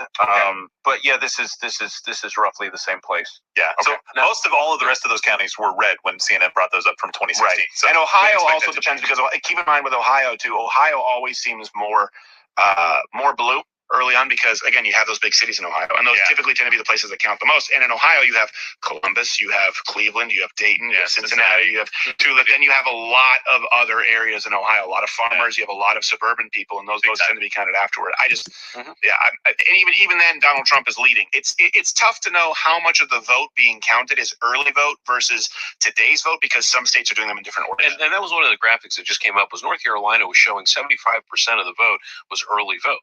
So it's almost like a tortoise and the hare type thing. You've got a fast sprint from those early votes that are getting in, they're counted, and certainly they're probably going more one way than the other. But now we're getting a catch up. And what is not really quantified again is how many people are actually showing up in all of these different polling stations, how many new voters are, and how many voters that just simply are untouched by any kind of qualitative polling. You just really, I think if there's anything that's going to be very clear is that this is the last we've seen of any reasonable, sane person looking at national polling when calling an election. Even state polling. You have to. No, you didn't say what. You've got to go to the districts. You've got to go down to that granular level. You know, as a matter of fact, here, let me bring up right now. I'm going to bring up RCP polls. Yeah. Well, and you mentioned what Trafalgar, is that how you pronounce it? I don't know. One of those guys. They're hooked on phonics. They got 2016 right. They got a lot of 2018 right as well. And it's not saying that they're always going to be right, but they basically said, look, we've got to poll differently. Donald Trump is doing something to the electorate that we've never seen before. We can't ask the same questions. Well, you know, it's interesting. Okay, so Florida. Let me show you Florida. So what do they have? They're right on the day before the election, yesterday, for the first time, you had two polls that had Trump ahead. You had +1 and +2. But what did you have on the 29th through the 1st of November? You had Biden +3. Oh, yeah. You had Biden +1, +5, +1, +4, +3, +6, +3. You only had Trafalgar and surprisingly an outlier from Washington Post to ABC News at +2. You had Monmouth. You had Biden at +6. You had NBC News Mars, Biden at +4. Right? There are really only a handful of polls. Ohio. Ohio was narrowed greatly. Now it's neck and neck, and Biden was way ahead. So and that CNN red wave too. is coming That's fast. CNN. That red wave is coming Pennsylvania, fast. same thing is happening too. Why do you doubt your sensei? We didn't doubt. Why does everyone want to? Why is it like? Did everyone get together tonight and say let's be negative as shit tonight? Even though Stephen laid out his case, like I think positive and agree with you. What the? I think what else are we gonna just nod? I'm just saying, but you're making a case. Like, come on, guys. No. God only knows. There could be someone in Ohio. I don't know how. What do we have? 300-something thousand people watching right now. It's 460. 460. 500,000 people watching. Hey, what the by the fuck way, is wrong with you? Why are you on still the watching? shop right now, sweater? Yeah, a lot of crowd shopping. No, but what I'm saying is, there could be someone out there right now, little Ohioan, going like, I'm gonna. The crowd is. It's a lost It's already cause. done. Their polls are closed. It's okay. It's okay. They're done. I don't know. Now, Kansas has just gone to Trump, according to Fox, I think, called it. And we've also got Colorado going to Biden. Well, so doesn't surprise not me. a surprise. I think the entire state woke up in a haze. Yeah, those guys. Do we have Donald Trump calling Kansas, actually? Kansas. I'm not sure if we do. I don't think we do. I'm not sure that made his list. I'm not sure that we have Kansas. We got Colorado and New York. We do have Colorado? Oh, right. Well, let's have Donald Trump actually call him some electoral. Let's do the short version for Colorado. Colorado being called by Donald Trump for it's Trump. Colorado.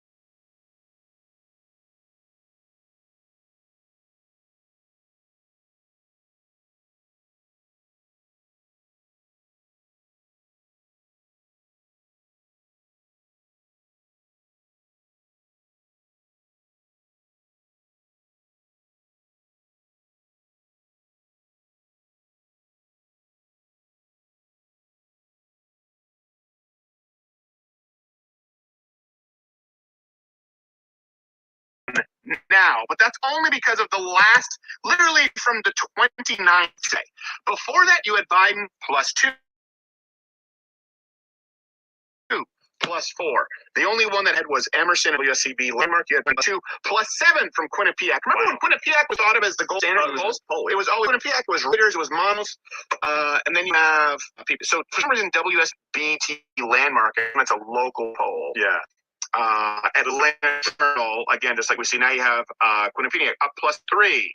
Right, you have Biden, you have them all the way +8 for a while. Listen, and by the way, they're definitely massaging the numbers because we did not see these numbers favor Trump when we were looking at him for a long time. So let's look at North Carolina here. Let me bring this up. Look at North Carolina from, what is this bill? This is still on Georgia Trump versus Biden.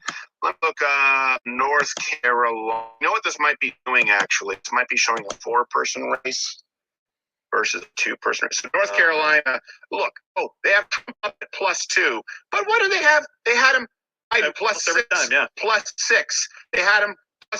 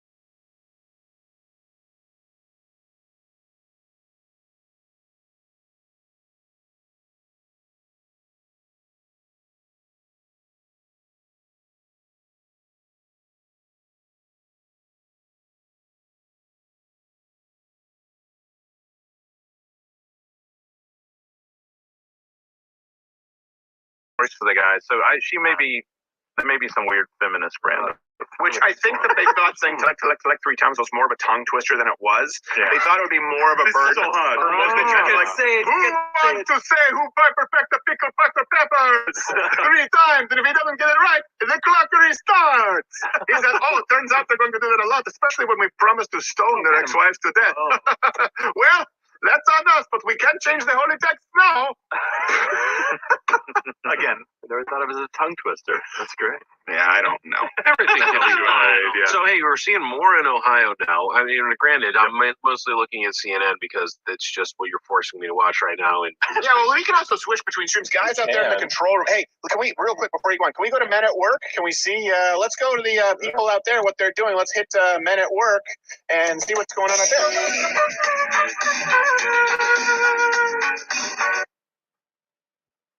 Hey, Brendan. You getting ready to get attacked by a dog when we call Wisconsin? Is anyone else there? All right, thanks. This has been Men at Work. That's been very nice.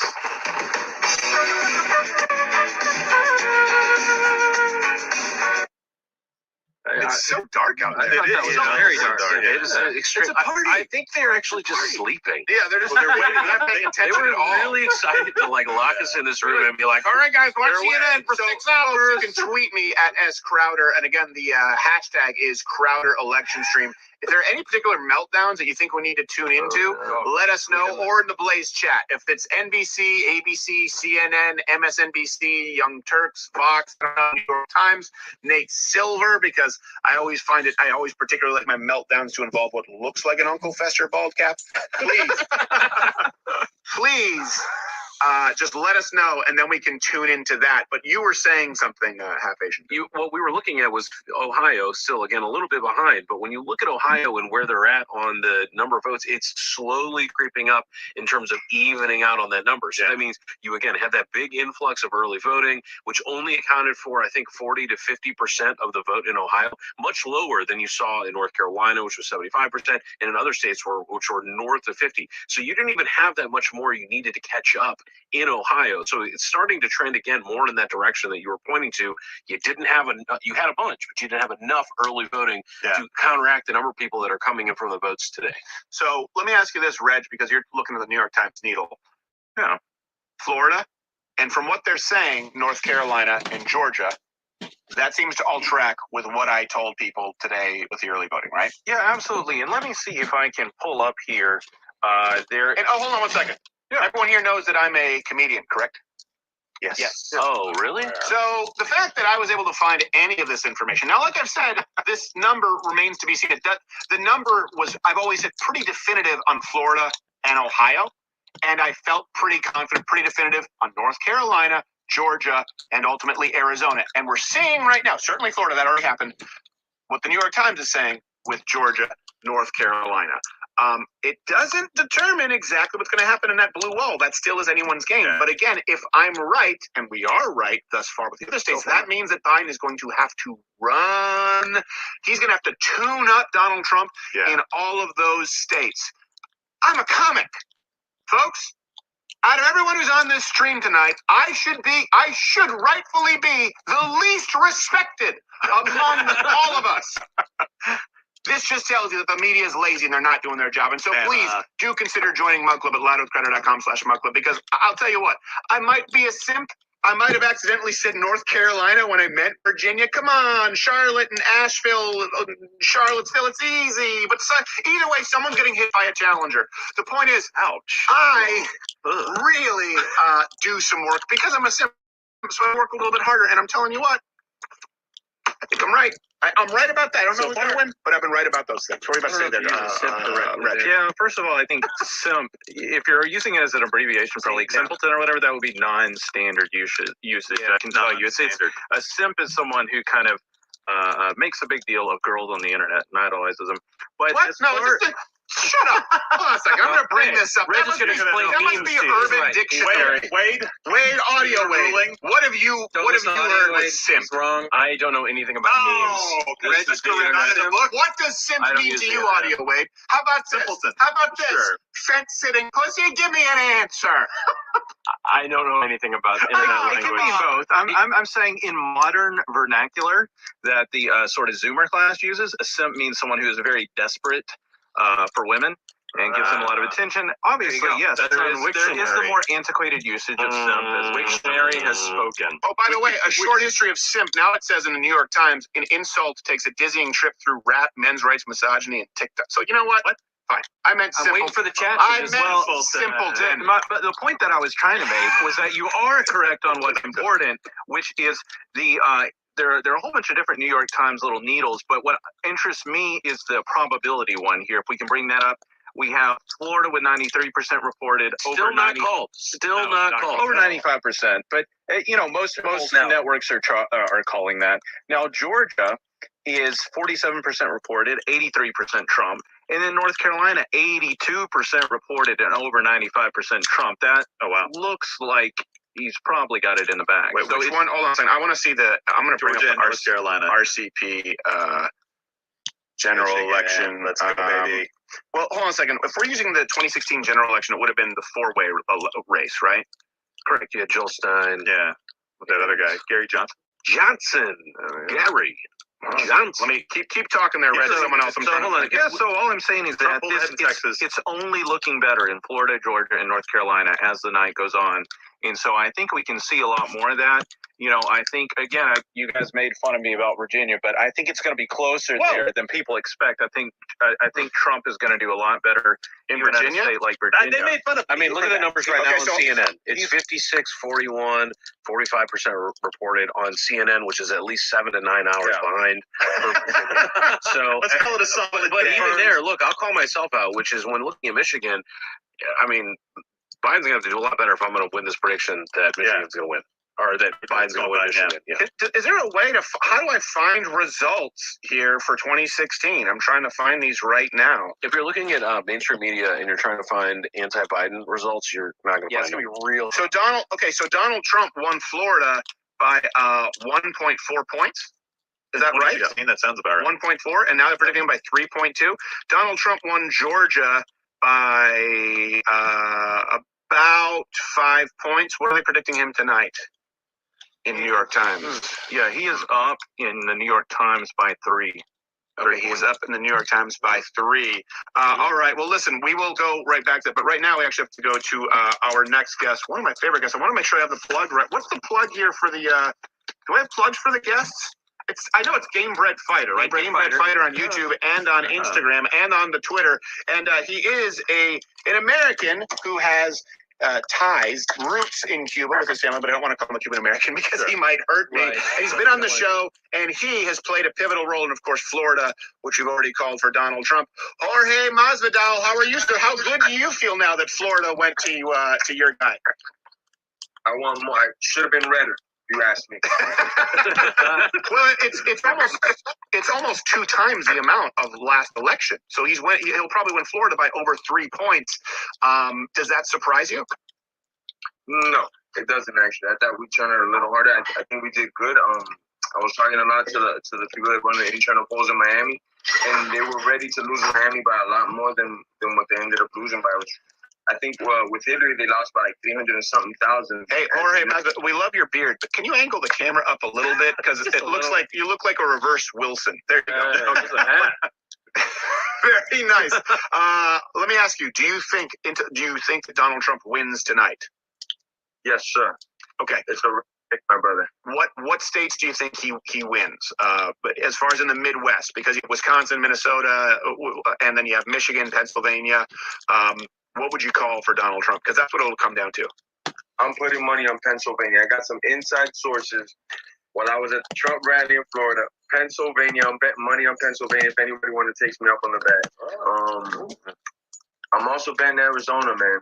Oh, yeah. No, I think Arizona for sure, especially because if you look at how the Latino vote went in Florida and what we've seen in Texas, Arizona is actually, I mean, people thought that, Arizona is going to be further out of reach for Donald Trump.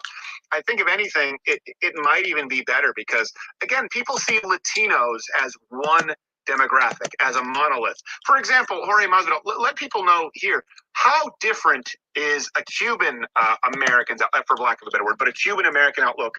How different would it be from a Mexican American outlook, or let's say a South American, let's say like a Chilean American outlook, or else like a Cuban American versus a Mexican American outlook? How different are they? Should they be in the same category, which is what pollsters do? Politically wise, like an ideology and stuff like that. Yeah. Who's that there with you? Lil Weezy? We got some friends. One of my training partners and my father's here. You guys met my father. Oh, okay. Well, I haven't met your father. Did you enjoy the cigars that we sent? Oh, he loves the cigars. He's smoking one right now. Oh, yeah. There we go. Hey, your father looks young. Yeah, man. He ain't doing too bad for himself. he also looks very white. Little light skin, yeah. You gotta stay. I was expecting to turn the camera to turn over and have like a Jorge, Jorge, have a little bit of a Yoel Romero, like, I love cigar! I have cigar for you! Okay, so Cuban Americans versus Mexican Americans, because you're all put in the same category. Latinos. Big difference, big difference on the polity. the politics on how the taxes go. Like a lot of these South American and Central American countries, they don't mind having these crazy high taxes. Right off rip, the Cubans will tell you they're conservative as hell with their money. You know, they don't want to play these games where we're gonna give more money to the government for what? To rely on what? We've already seen what that does in places like Cuba and Venezuela, that they promise healthcare for everybody and fix nobody. So it's harder to convince a Cuban to swallow that pill. The more you taxes, it's gonna be better for you. Right off it, they're already like a little hesitant, you know. And always against anything socialist. If they're socializing too much stuff, they already start to get very, very worried.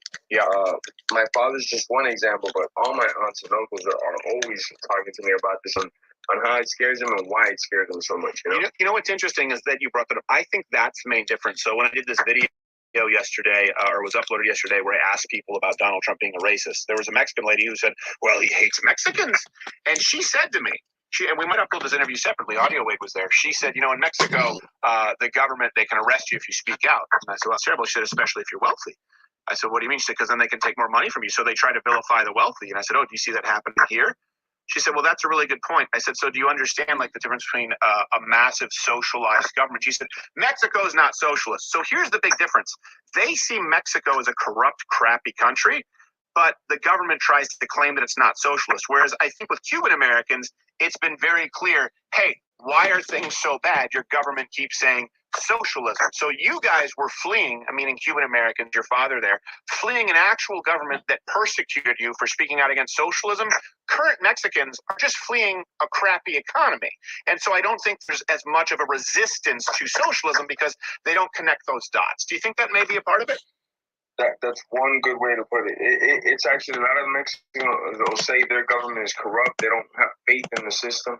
The politicians are all bought out, but they're not against socialism as hard as we go. You know, I mean, you ask any Cuban, and it's like the worst thing you could call them. You know, is a communist or dictator, anything like that. You come to Miami, you want to piss off the Cuban, that's what you say. You know. Okay. Well, I'm going to do that when I get my concealed carry permit, and I just feel like I want to go down and. It'll be not suicide by cop fire. It'll be suicide by Cubans. And I'll just go, socialista! And then see what happens. All right, listen, Jorge, we can't have you on super long tonight because we have a lot to get to. But I appreciate it, brother. It's Game Bred Fighter. Where do you want people to follow you most? YouTube or Instagram? Like, what's your best place? YouTube, Instagram, Twitter. We're always putting up content, fight-related content. Anything, man, on all the websites. So on Twitter, Instagram, Facebook. Absolutely.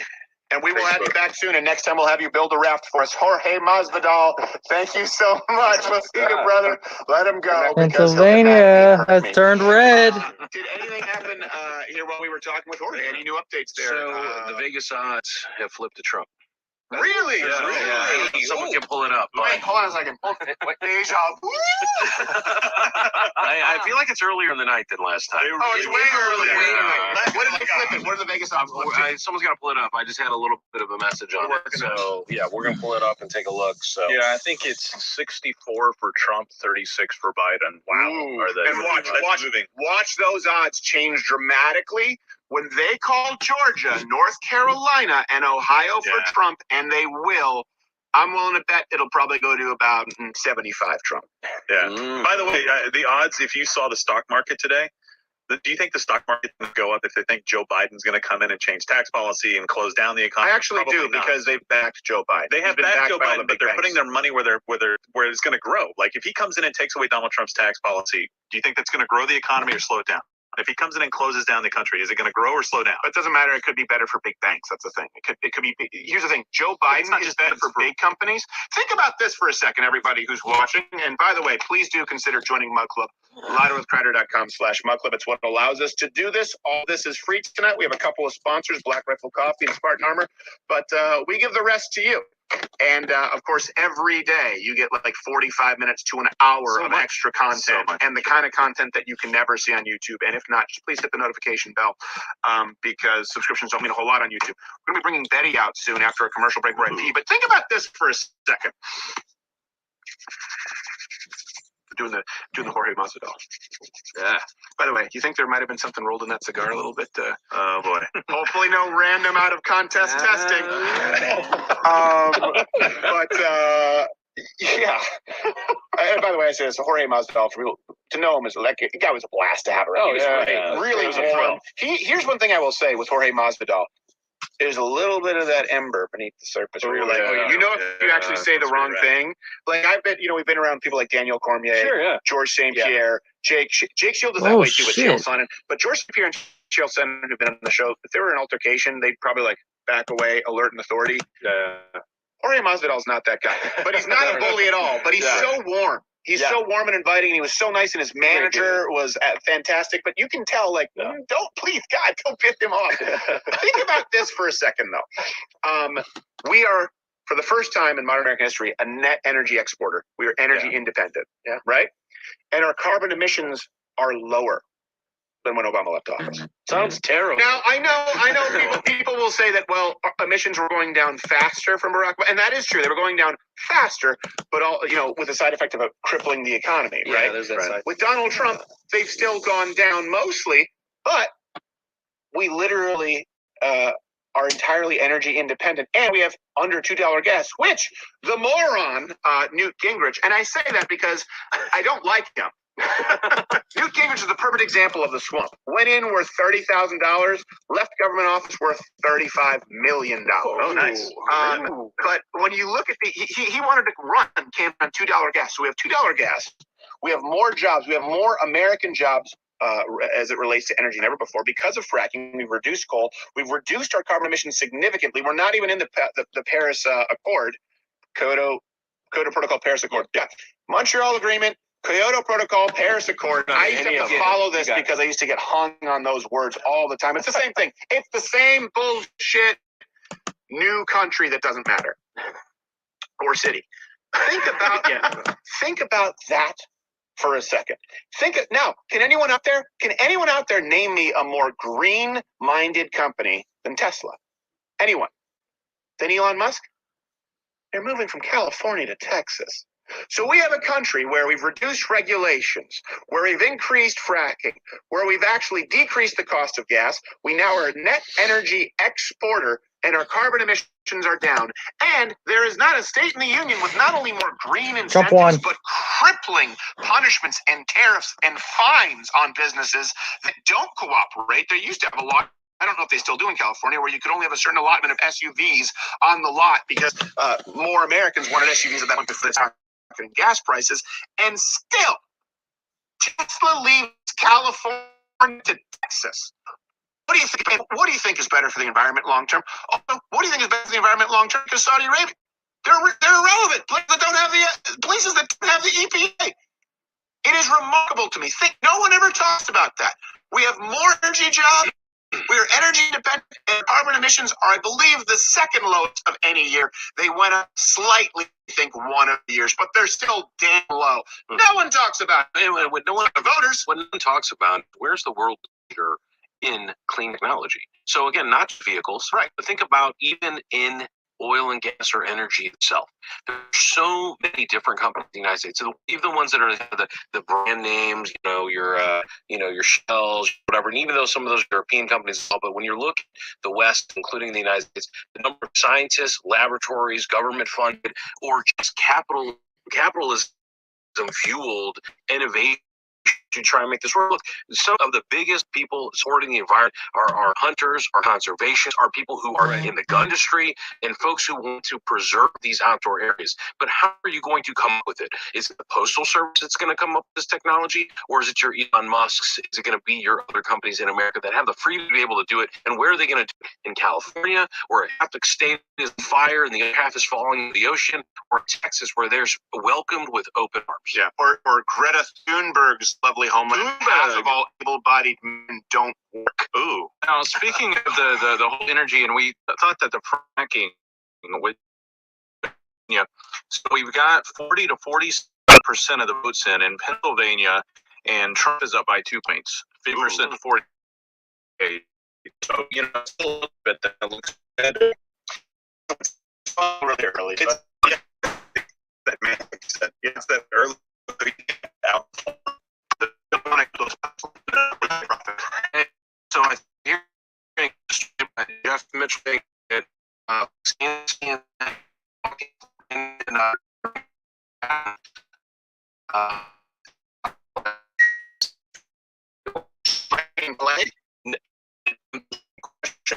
How the numbers were falling and flying, but now Trump's number keeps changing.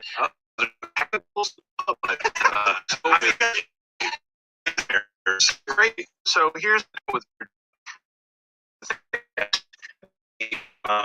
man voting are being counted until on the person day of. And to call it so early, they thought, well, we can call this. Let's look at the lead. He's getting enough of a, if you go over to CNN, right? By the way, that's 50 minutes left to count. Right. So it's 10 Arizona right now. It doesn't look great for Donald Trump. I don't know what we're counting. I think they have 8 people down there. Yeah. 10 points at an 11-point spread. Too early to call. Serious counties there. Yeah, they're saying if it's too early to call it that 80%, spread. that must mean, do we know which counties have not been? Could people in Arizona let us know? Because that's one of those things that seems weird. Kind of like the last go around with Florida, where Florida, I remember, looked really bad. When we were doing the live broadcast, and then the Panhandle came through. I think we were on the line with Anthony Cumia when that happened, and we said, "Oh, wow, that's changing." So I know they just counted Maricopa County, which is where they expected Biden to do the best. And I don't know if this is 80% of all Arizona votes. No, 72% in now. It's okay, all right. So maybe was that 80% for Maricopa County? Can you let us know and fill us in there, Reg, in Arizona? Because I tell you what, it's one of those things. If it were close, and 70% in, you go, okay, that's bad. But if it's a 10-point spread, that tells me that the overwhelming Trump counties have not been counted. I would think so, yeah, because I don't think it's going to be nearly that big of a spread at the end of the well, that big spread for Republican or Democrat, I don't know ever in modern election history. So the fact that they're saying too early to call difference 218,000. Now they also may be counting the early voting in Arizona, depending on the state. Again, this is why this matters. Maybe calling the states, counting the mail-in vote first or the same day votes first. Which state was it that counted the mail-in votes first? I think it was North Carolina, right? Where they counted the mail vote first pretty quickly. Trump was in by 1.5, and now they're going to same-day voting. So generally they count the day the mail-in votes early. The Pennsylvania and I think Michigan are the flip, which seems sort of backwards to me. Well, Arizona, you can bring it up. A little bit lower down there, you'll see that Phoenix and Tucson, Tucson. Yeah, sorry. What is it with you guys in pronunciation? Well, he goes. You can really see it here. It's a California pizza kitchen. But Tuscan chicken sandwich flatbread. Yeah, I would assume those more rural areas out there, the less densely populated, are going to be more red. Right. Yeah, it's tough to see with Arizona. Well, Arizona could still go. Arizona could go to Joe Biden. That could be. And if that's the case, then we have a race to hands. I would expect if Biden wins Arizona for it to go back to about 50-50. Yeah, and then I think that Trump wins North Carolina. Georgia, I would expect the betting odds to probably go back to maybe 60-40. And there's been a little flip-flop. So depending on what side you're looking at for the biggest odds, there was a little blip there on 8:50 Eastern where it flipped to being pro-Trump or Trump being favored, went back for about an hour, and then went to Trump again and has been kind of slowly Trump. Not slowly Trump being they're saying that the odds are in his favor, but it's clear that those are shifting on 10 to 15 minute interval coming in, and there's a lot still out there that that we just don't know about. We don't know. No new updates as far as I understand it. So I'm going to take this minute to do. We have like a 2.5 minute break. 2.5 minute break. 2.5 minute break. Again, the promo code is Crowder Election. These sketches. I will be back in 2 minutes once my bladder has been cleared, and we will have more for you. Stay with us, guys, because they line up.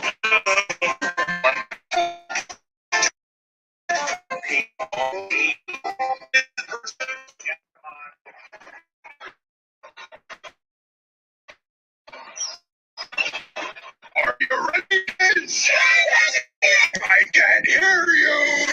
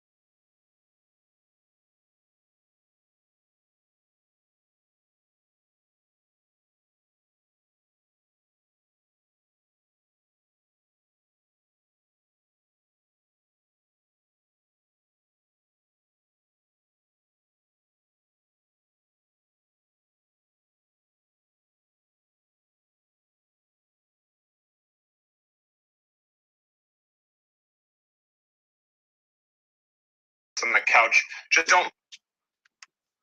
Hey, got one viewer.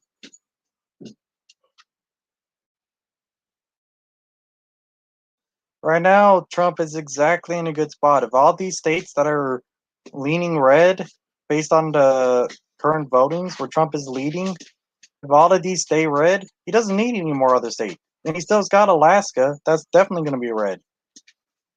Trump has the lead in this election right now. Not just by the Electoral College, but by popular vote as well.